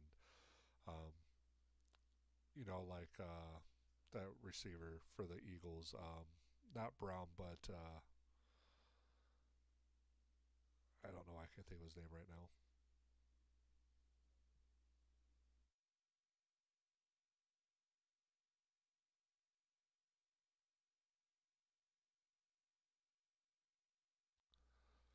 Yeah, no, I dropped it. I raised it, I believe, on this last one. I'd have to look at it. I might have put it wrong, but I have it on my sheet right now to where I'm doing 50 on X Factors, 75 superstars, and 400 stars.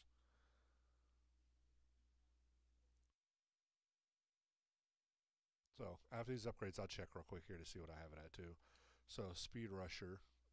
Let's see what Jaden Crumity gets. Get 2 to awareness and finesse and power moves, 1 to hit move. And then John Ridgway is going to get a Speed Rusher upgrade.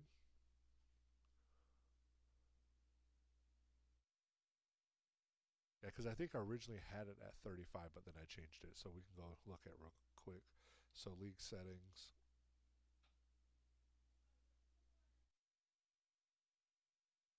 So I have 50, 75, and 400 is what I have. So because I think 35 was just a little too less because it was harder to get like X factors and drafts. I think that's why I upped it. I originally did have it at 35, but I put that up to 50. And then superstar at 75 and star at 400. So that way it kind of gives you like 1.5, 3, and 10. That way it's pretty much, like, half of your starters could be star or higher, but not an entire team of stars. Like you see a lot of streams out there where, they they'll put these up at 75 out of 75 or 100 out of 100, and then you look at their offense and they've got 6 X factors and 5 superstars, and it's like, well, that's not realistic. You know, even Super Bowl winning teams, you go back, whether it's the Chiefs, even when they had their two-peat and going for their three-peat before they lost to the Eagles, like they didn't have 11 superstar players on their starting offense or on their starting defense all at once. You know what I mean? So that's where you have to adjust for that realism's sake, and that's what these numbers will kind of get you.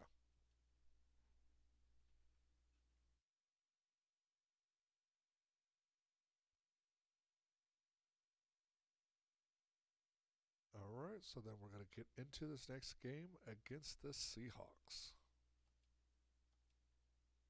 And let's see if we can stay above 500.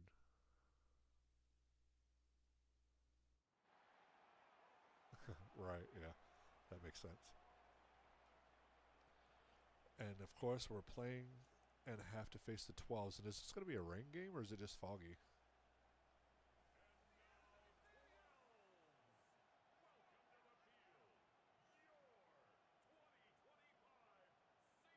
Looks like it's just overcast. I don't see raindrops in there yet. But maybe we'll get some rain in this game. That'd be pretty cool.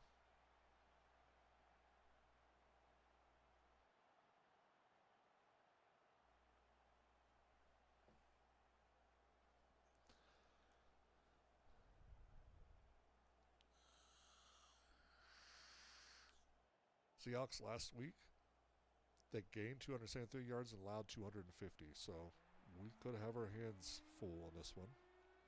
And here we go. I'm going to set this in motion. I'm going to let it play out, and I will be back in just a few.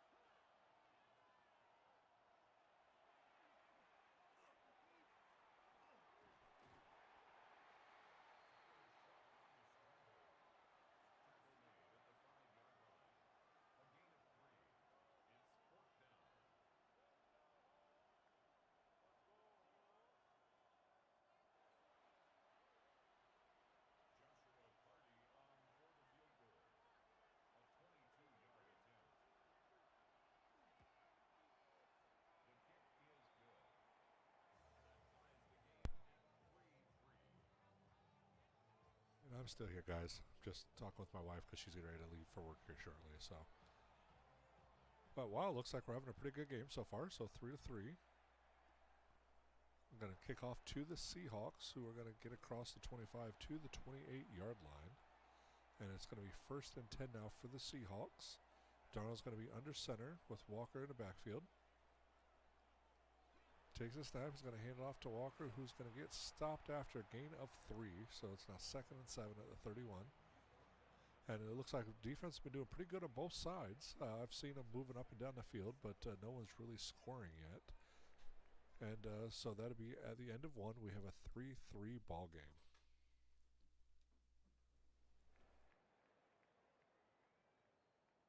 Is it cold out? Yeah. Yeah, it's probably negatives again outside. It says 17, but feels like with the wind's probably negatives. Going to fake the handoff to Walker, gets it across, and that's going to be a 1st down, but we have a flag on the play. It's going to be pass interference on the defense, it looks like. Or no, that's on the offense. Nice. So it's now 2nd and 17. Darnold takes a snap. He's got to fake the handoff. He's going to run, and there's going to be a holding call. I saw a hold over there on the side. I wonder if that's what it is or if they're going to call blocking it back somewhere else. Yep.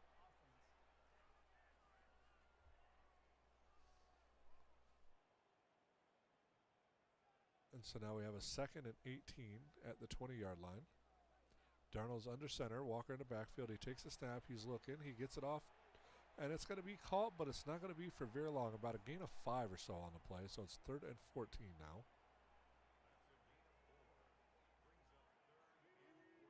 Going to send Walker in motion out to the bottom of your screen, so to the left. Takes a snap.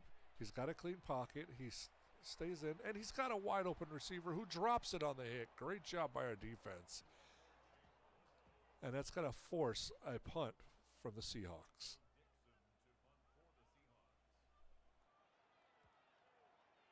See, the Saints are going to get the punt. They're going to take it in at the 26. And they're going to get across the 35 to about the 36 for a gain of about 10 on that punt return. So now here comes Tyler Shuck and the Saints offense again. 1st and 10 at the 36. 10:56 to go here in the 2nd quarter. We're going to send Polk in motion, hand it off to Kamara, who's going to bowl his way forward for a gain of 6 on the play. So now it'll be 2nd and 4. And this is Kamara playing for his starter position this game because he will be put to 2nd string if he does not have a good game this week too. So it's now 3rd and 6 after barely anything there, if anything at all. 3rd and 6 now at the 40.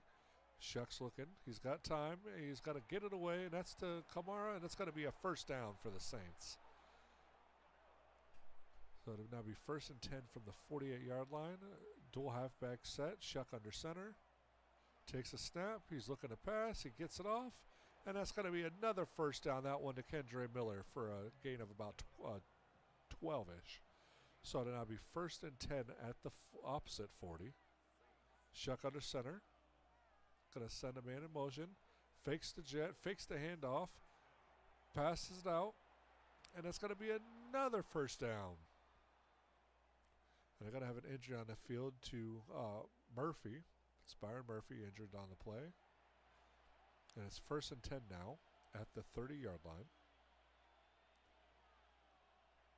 Shuck takes a snap. Once again, he's looking to pass. He's got a receiver across the middle, and it's going to be a gain of 6 on a play. Bring up a 2nd and 4. And the Saints offense is finally moving down the field. Going to hand it off to, is that Kamara this time, who's going to get a gain of about 11. Longest rush of the game probably for him. That's 12 rushes, 12 yards on 6 rushes so far. So Shuck takes the pass. He's going to send out to Kamara, who gets nowhere. Actually, he's going to have a loss of 3 on that play. A horrible place for an outlet pass there. He should have looked down the field, tried to get something in the middle of the field, maybe a cross or route or some type of slant. But going to send Kamara in motion, who's just looking at him. That pass was intended for Polk, and it falls incomplete. So it's now going to be 3rd and 13. Shuck and shotgun. Kamara to his left. Takes the snap. He's looking. He's got time. He gets the ball away as he's hit, and that's going to fall incomplete. And the Saints will have to settle for another field goal attempt. This one will be from 33 yards from the right hash to take a 6-3 lead.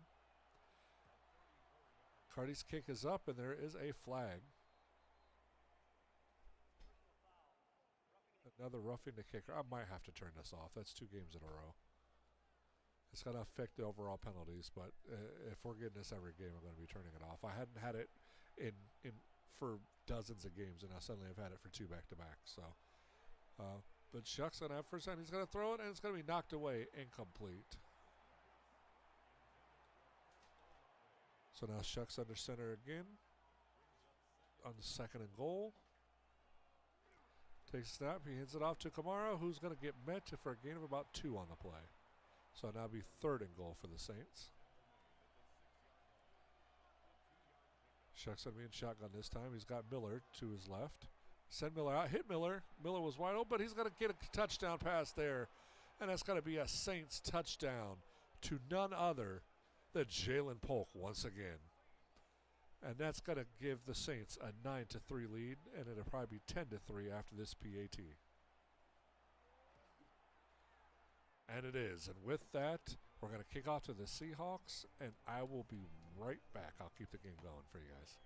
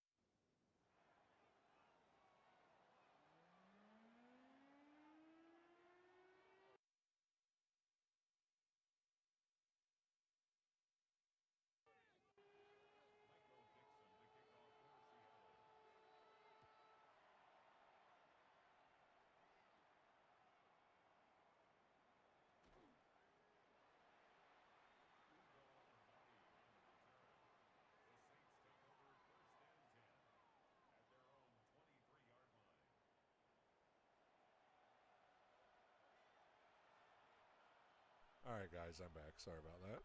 I was talking with the wife, make sure she got to work safely. Since it's, 17 degrees and we've got ice and snow everywhere. So where are we at? So we're picking up here, third quarter, 11:35 to go. First series of the second half. Saints have the ball. It's tied 13-13 after their field goal to end the first half. And that's going to be a sack. Great job there by the Seahawks defense. It's to bring up a 3rd and 17 for Tyler Shuck and the Saints offense. Shuck takes a snap. He's looking. He's got room. He's got to scramble around. He's going to scramble out. He's going to get to the edge. He's going to get to the first down and more. And he's going to make a few defenders miss, and he's going to get down to the 45-yard line, and that's a Saints first down. That's the best run by Shuck all season so far. What a run.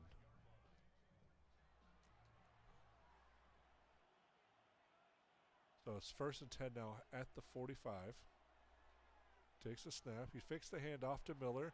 And he gets away just before he gets hit, so throws it out of bounds. It's now 2nd and 10.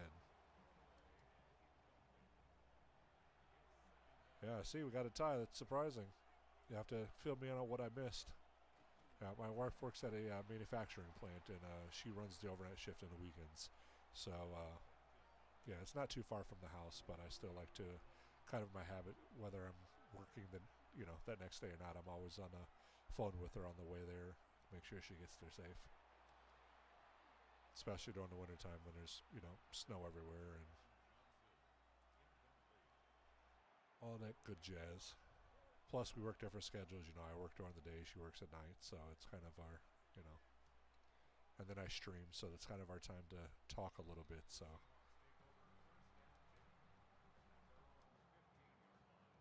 Oh, Kenneth Walker, 11 rushes, 57 yards so far. So we're holding him somewhat in check, but he's on the path to maybe break 100 for the game. So we'll see. Darnold's under center, takes it. He's going to fake the handoff. He's going to have a pass, and it's going to be caught. What a catch by Rashid Shaheed for a first down, and it's going to be 1st and 10 now at the 36-yard line.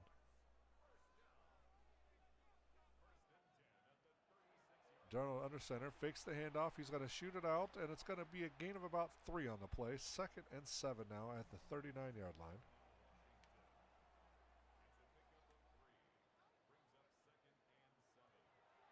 Takes a snap again.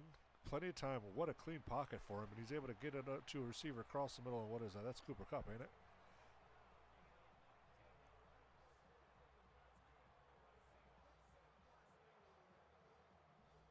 We live in Minnesota. We live in Forest Lake, but yeah.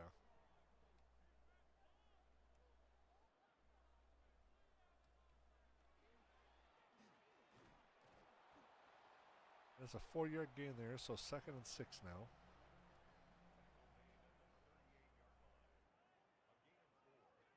Yeah, we live near the Forest Lake, Wyoming, Columbus area, right around there.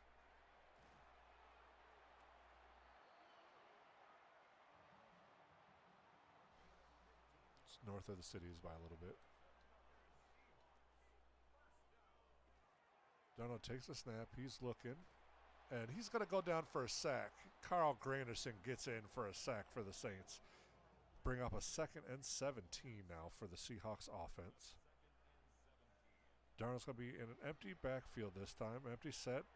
He's going to scramble out. He's going to have a first down and more. 18-yard scramble there for Sam Darnold. And it's 1st and 10 now for the Seahawks down at the 12. Oh, okay. Yeah, I've worked in Minneapolis for a little while, and before I switched companies and jobs to doing what I'm doing now, I like to stay out of the country now. I was down there during the whole protesting saga, if that's the best way to put it without probably getting canceled on YouTube. And yeah, after that and dealing with all that nonsense, I avoid the cities at all costs now.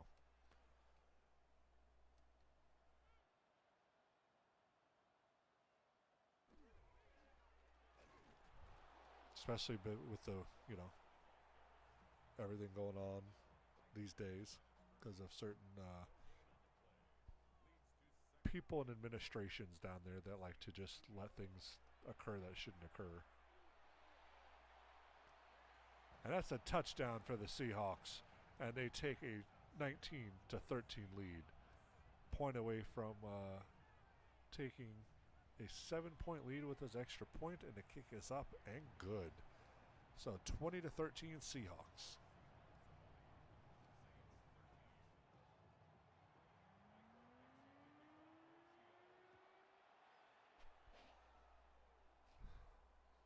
So Saints going to get the ball at about the 3. Going to get it up to about the 24-yard line, and that's where we'll take over. So now here comes Tyler Shuck and a Saints offense. Down by 7, 5:58 to go here in the third.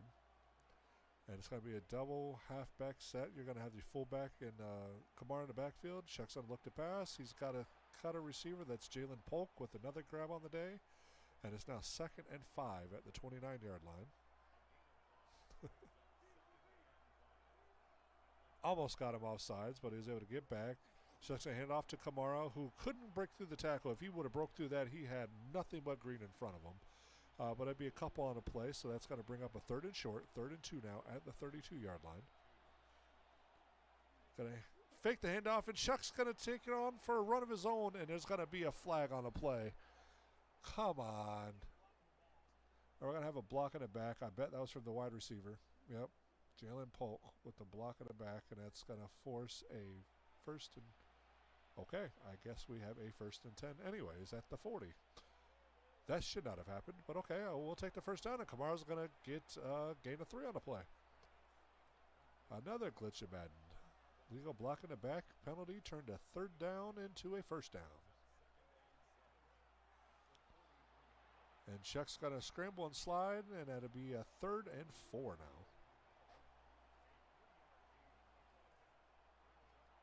Shuck doing a little dance there, but he ends up sailing it out, and it's going to be dropped. A pass intended for Juwan Johnson there. And now we're going to have a punt. 4th and 4 at the 46. Hopefully this is a good punt to pin him deep. It's going to go out of bounds, and what a crappy punt, Jesus. We need a new punter. What is that, a 20-yard punt? Unreal. So 1st and 10 now at the 33 for the Seahawks. Hand it off to Walker, who's going to run forward for a gain of 6. Bring up a 2nd and 4.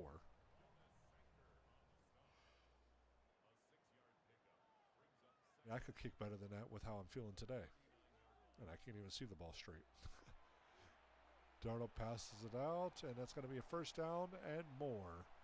Gain of about 9 on the play. 1st and 10 now at the 48.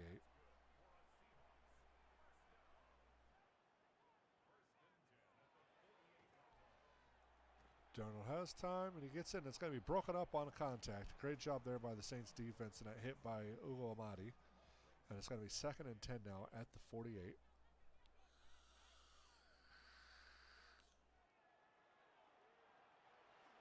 Darnold's going to get it out to Walker, who's going to have another 1st down, and he's got nothing but room. He's going to get all the way down to the 10-yard or to 28-yard line, 1st and 10. And the Seahawks are looking to possibly put some more points on the board. We just cannot stop them here in the second half. Same issue we had last week against the 49ers. Played phenomenally in the first half, couldn't do anything in the second half, and ended up losing. And now here we are down by 7 already, and we can't stop anything.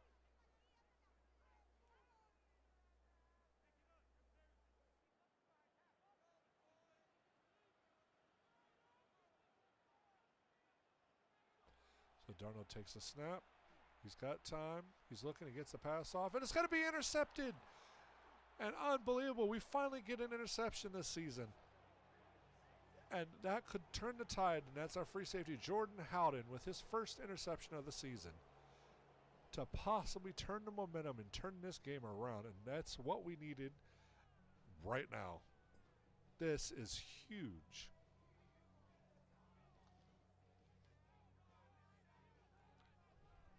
And now let's see if Tyler Shuck and his offense can do something with this. Not exactly the best field position, but we took points off the board because they were definitely going to score. Shuck's got room. He's going to scramble. and he's going to get a gain of about 12 on the play up to the 38-yard line. 2 minutes to go here in the third quarter. We're down 20-13 with the ball on the move. 1st and 10, 38. Shuck goes back with the snap. He's going to pass, and he's going to overthrow his receiver. It's now 2nd and 10.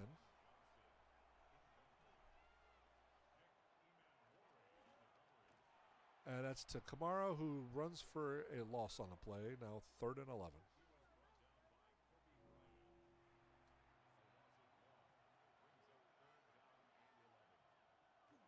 Takes the snap. He's got time, clean pocket, and he's going to scramble forward, and he's going to slide short of the first down, and now we're going to punt after an interception. Come on, offense. This is ridiculous. Blubbers. How you doing, buddy? It's 1st and 7, or 4th and 7 with that punt, and we punt it down, and they're going to damn near bring it back to midfield on the punt return. And that's Rashid Shaheed doing what he does. And once again, we are now, 2 first downs away from them being in field goal range to extend this score. We get it for only a gain of 1 on that play. Great job by our defense on that stop. Let's see if we can do it a couple more times. What, buddy? You want attention now, huh? Darnold swings the pass out to Kyle, who gets leveled on that play. What a hit. 2-yard gain on the play. 3rd and 7. Darnold in shotgun. Had Walker to his right. It's got to be a pass to Walker. There's going to be a flag on a play, but he does catch it, but it will be short. It's going to be a holding call. Hopefully they decline this. It will force a 4th down and a punt. It'll be a 4th and inches, and that will be the end of the third quarter. Now, at the end of 3, it's Seahawks 20, Saints 13. Let's see if we can get moving on this now. So we'll get to pretty much start the fourth quarter with the ball after we receive this punt. Wish we could have got back to block that, but that's going to go out of bounds at about, they're going to mark it at the 13-yard line. So now Tyler Shuck comes in, 1st and 10, down by 7, in the quarter that matters most. So let's see if this offense can do anything. Shuck's going to be under center. It looks like there might be Kamara in the backfield. Going to do a double tight end set, it looked like, on the right. He got the pass completed, and that's going to be a 1st down for the Saints to Chris Olave. It's going to be 1st and 10 now at the 25-yard line.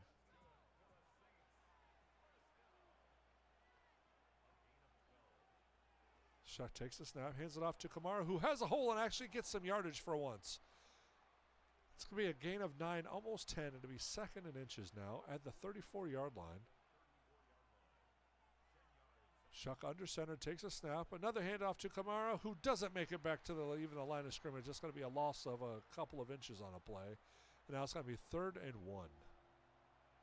So now we're going to have Kendre Miller in there with Shuck. We should have let him be the one that ran the ball. Takes a snap. Looking to pass. He's got an option. It's going to be complete over the middle to Chris Olave for another Saints 1st down. And that's going to be up to the 46-yard line. It's going to be offset I formation. Going to send a tight end from bottom of your screen to the top. That's right to left. Going to hand it off to Miller, who's going to make a move, makes a man miss, and gets a gain of about 5 on the play. So 2nd and 5 now at the 49. It's got to be Shuck in the back. We have Miller there too. Great block there by Miller to hold him out. Shuck's going to go to scramble. He's just going to throw the ball away. Pass was intended for Juwan Johnson. He got it just enough to maybe he could grab it, but couldn't come down with it. So it'll be 3rd and 5 now. Going to send a man in motion.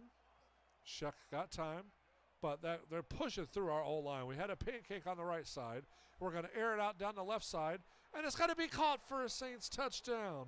What a catch by Kendre Miller, and he is just showing why he needs to be halfback number 1. No matter what game we've watched this year, it's just been him scoring when it matters most, getting the yards when it matters the most. And I think it's probably going to be official after this game. We were thinking about doing it for this game, but probably on the next one, I'm going to look unless Kamara suddenly has a breakout fourth quarter. We're probably going to be putting Kamara on the bench. He will become halfback 2, and we're going to let Kendre Miller, after a 7-play, 87-yard drive to tie the game here in this fourth quarter, he will take the lead as the halfback 1 moving forward. So our kick is away. They're going to take it in at the 3. They get it past the 20 and get knocked down at about the 24-yard line. So now here comes Sam Darnold, who's 24 of 32 for 213 yards and a touchdown, to try to lead his team down the field again to take the lead. Pretty even game as far as yardage is concerned, total yardage anyway. Passing yards still pretty close, 20-yard difference. Got to hand it off to Walker, who made it around the edge, made that tackler miss, and ends up getting a first down out of it. They give him about 11 on the play, so it'll be 1st and 10 now at the 34-yard line. I formation, but he ends up passing it, and that's going to be a gain of nothing, a loss of 5 on the play, 2nd and 15. Great job by our defense to sniff that out.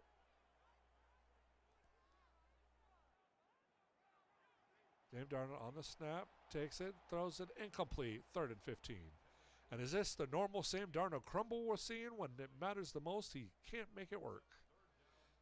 I'm so glad they moved off of him. A lot of people are upset the Vikings didn't re-sign him, but I'm glad we got rid of him.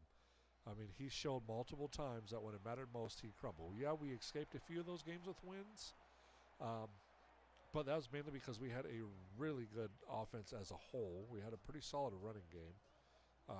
We didn't run much, but we ran enough to keep the chains moving, and we had a phenomenal defense last year. This year, I think even if we had Darnold as a quarterback, I don't think we'd be doing very well. I mean, I don't think he would have done very well behind this makeshift O-line we've had all year either. So, anyways, I formation for Darnold. We've got to fake the handoff to Walker. He's got an open lane. He gets away before he gets hit, and it's going to be incomplete. It's got to be 2nd and 10 now at the 46. Darnold takes a snap. He's looking. He had a crosser route, but he ends up throwing it to his halfback instead, I believe that was, and it's now 3rd and 9. I formation, but we know they're going to pass, so this is probably going to be not even a play action. They're just lined up like that. And it's a Seahawks first down. How can we let them be wide open across the middle on a 3rd and long? We know what they're going to do, and the defense falls for it. And that's Rashid Shaheed for another first down when it matters. Now it's 1st and 10 at the 33 with 7:10 to go here in the game. Game's tied 20-20. Darnold takes the snap, looking to pass. He gets the pass off. Gain of 3, brought down very quickly. We have an injury on the play. And is that Chase Young that's injured? It is, and that's not what we wanted. One of our best defensive players is now on the bench. So 2nd and 7 now for Darnold and the Seahawks. Darnold takes a snap. He gets hit, and it couldn't complete the pass. He was hit as he threw it. 3rd and 7.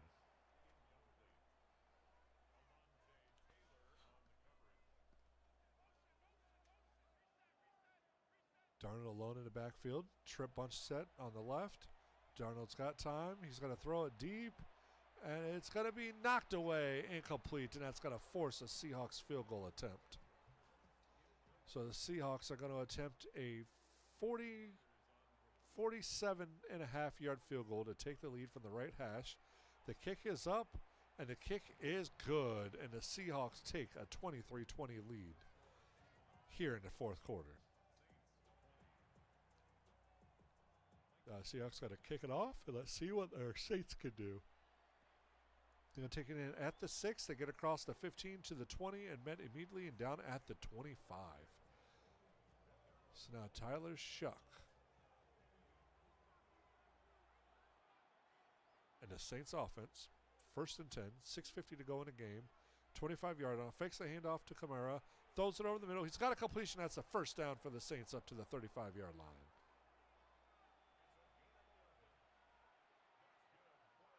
I formation. Look at the pass. It's got time. Over the middle again.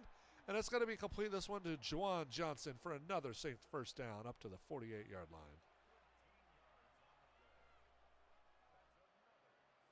Shuck takes it, fakes the handoff again, passes it really quickly, and that's going to be a gain of 5 on the play.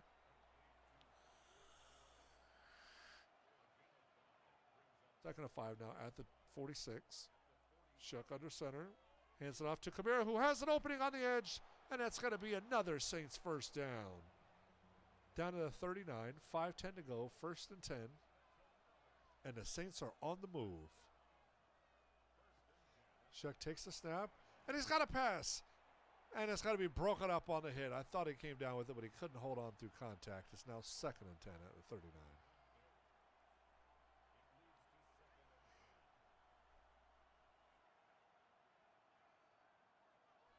Shuck takes the snap. He's looking. Clean pocket. Plenty of time. And he's got to get sacked. He's got a fumble. Offensive lineman picks it up. And it's now going to be a 3rd and 22. What in the heck is going on right there? He had so much time and still ends up getting sacked and fumbling the ball at the same time. Like, I don't understand. Shuck with time now. And it closed fast, and that's going to be another sack, back-to-back. And that's going to force a field goal attempt. This would be a really long field goal if they even attempt it. And they're not. They're going to punt.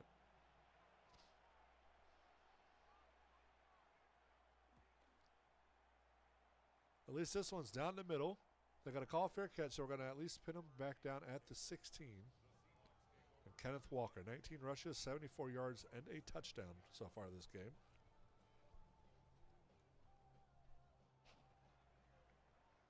If we want to have any chance, we need to stop this quickly. 4 minutes to go in the game, down by 3, and the Seahawks have the ball. Fake the handoff. They're going to throw it, and a wide open Cooper Kupp down the left sideline. Makes the first defender miss. Finally gets pushed out of bounds, but not before he makes it all the way to the 43-yard line. And the Seahawks now at a 1st and 10. 3:50 to go here in this game. Hand it off to Walker, who's met immediately. And it's going to be a loss of 2 on the play. 2nd and 12 now.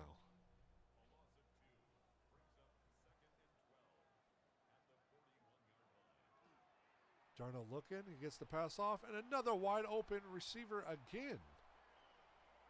That's 300 yards through the air for Sam Darnold today. And it's 1st and 10 for the Seahawks once again. And they are already in field goal range again. This is not what we wanted to see for the last one of the last drives of the game. Like, what? Come on, Saints. They fake the handoff, and they get the pass off, and it's going to be another first down to the 23-yard line.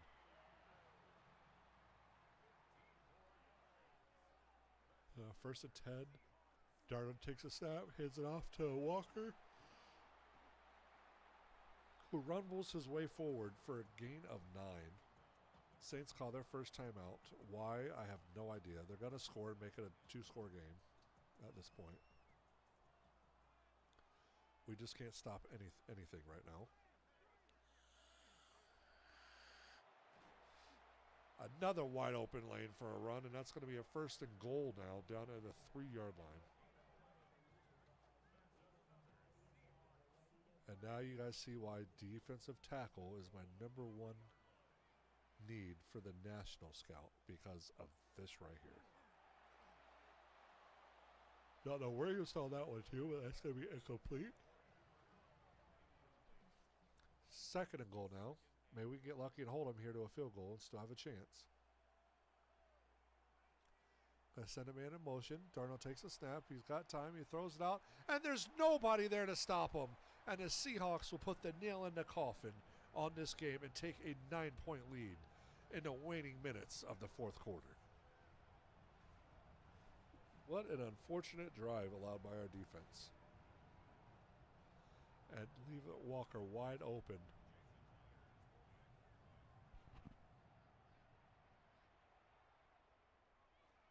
And with that PAT, it is now a 10-point Seahawks lead.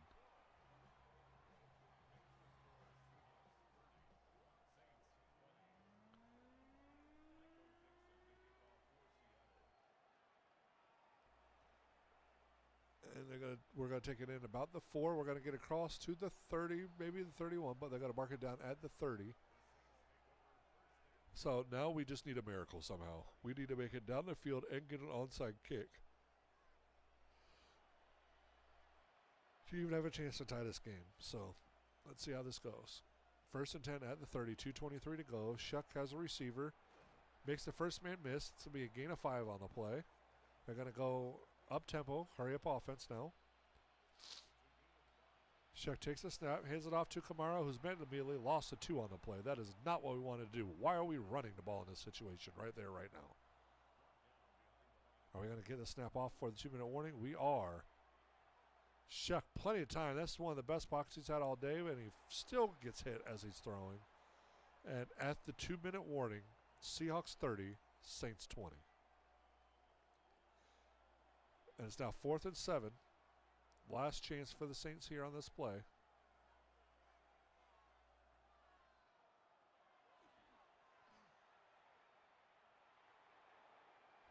Incomplete, thank goodness. 2nd and 10 now at the 33. Or sorry, 1st and 10 now for the Seahawks. Sorry, I yawned and completely forgot that we had the ball. Tired and my brain's messing with me today.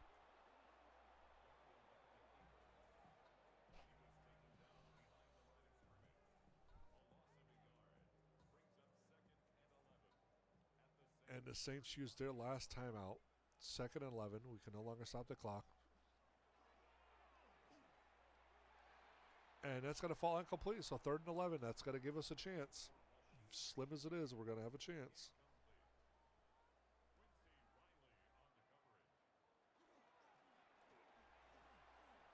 And that's going to be almost a first down. It's 4th and 2. But we can't stop the clock. So they're going to attempt a 42-yard field goal.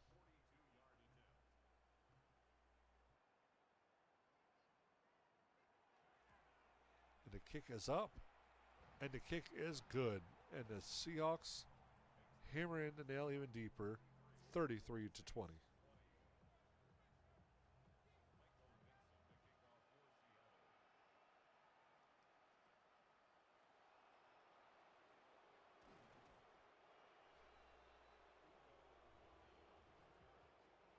All right, 1st and 10, 55 seconds to go, no timeouts, down by 13.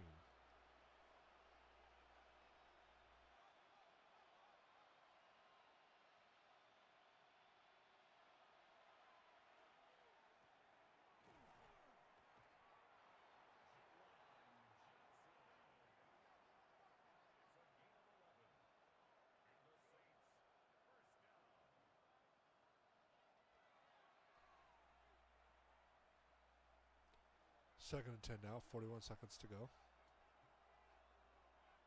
Empty backfield. Quick wide receiver screen pass, and that goes nowhere. Brings up a 3rd and 8.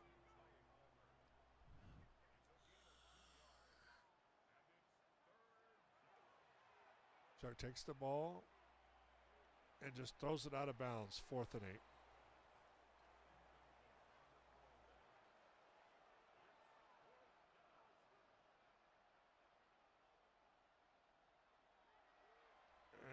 That's all she wrote for the Saints this game, and that's going to be incomplete. Turnover on downs, and the Saints are going to lose this game 33 to 20 to the Seattle Seahawks. And with that need, the Seahawks will end this game. And that's the final score, 33 to 20. And we lose 2 in a row now. We've dropped 2 of 3. And now fall to 1 and 2 on the season.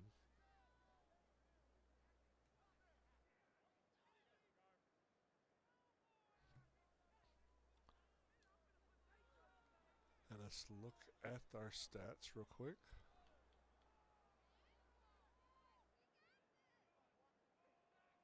So everything looks pretty good on the box score side. So Sam Darnold was 32 of 46 for 319 yards, 2 touchdowns, 1 interception with a rating of 94.4.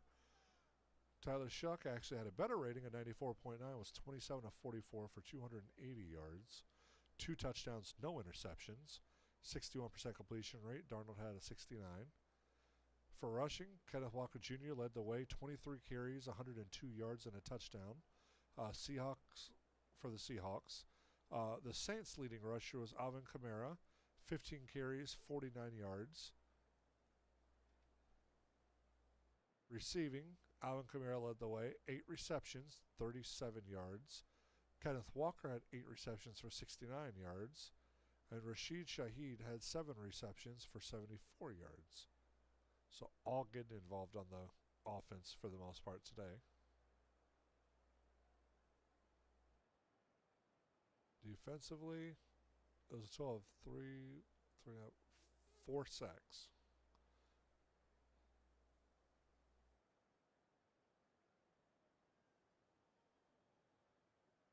And we will finish this game.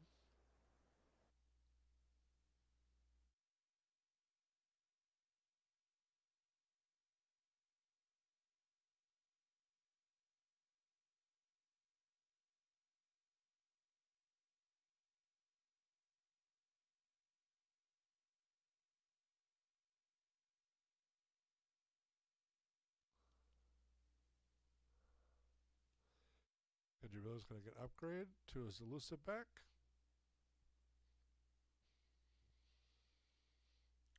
+2 juke, +1 spin move, ball carrier vision, and awareness. Brian Breesy, going to upgrade speed rush. +1 to block shedding, +2 to finesse moves, +1 to tackle. All 3 key attributes for D-tackle. And then Tyler Shuck at quarterback.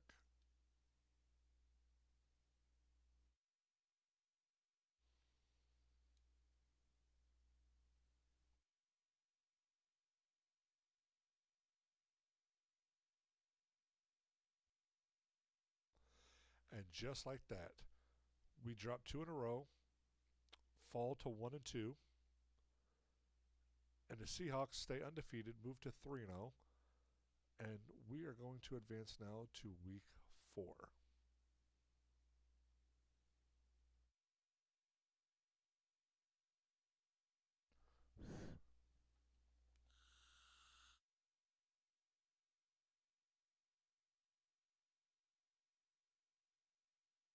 No new unlocks this week. And that's going to bring us to week 4, where we're going to have to face the 2-1 Buffalo Bills. Let's go ahead and look at the weekly recap and see what good plays we see this week.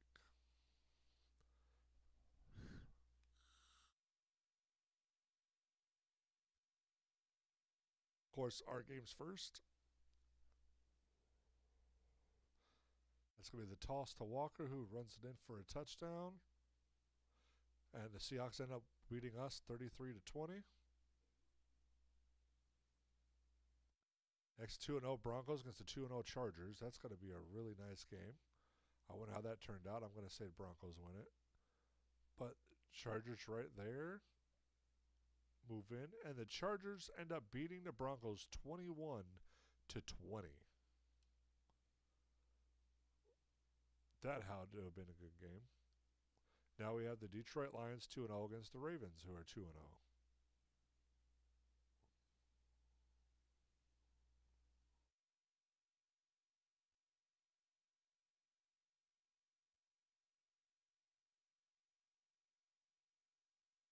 And the Lions thrashed the Ravens 21-7 to stay undefeated.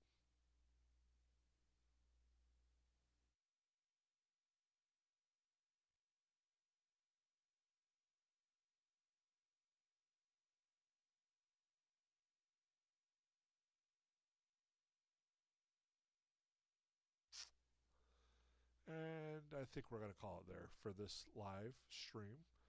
Made it through 2 weeks. We'll pick up on the next one against the Bills.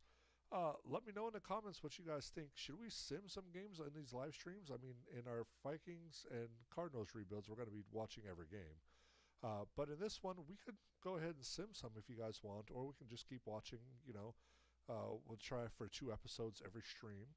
But let me know in the comments what you guys think. Make sure you guys go check out the Vikings and Cardinals franchises. Just dropped our first Cardinals episode yesterday.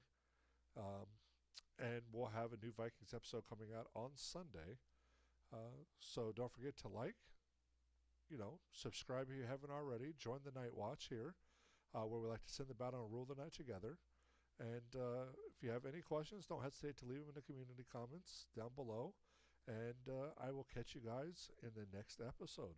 And as always, Skull.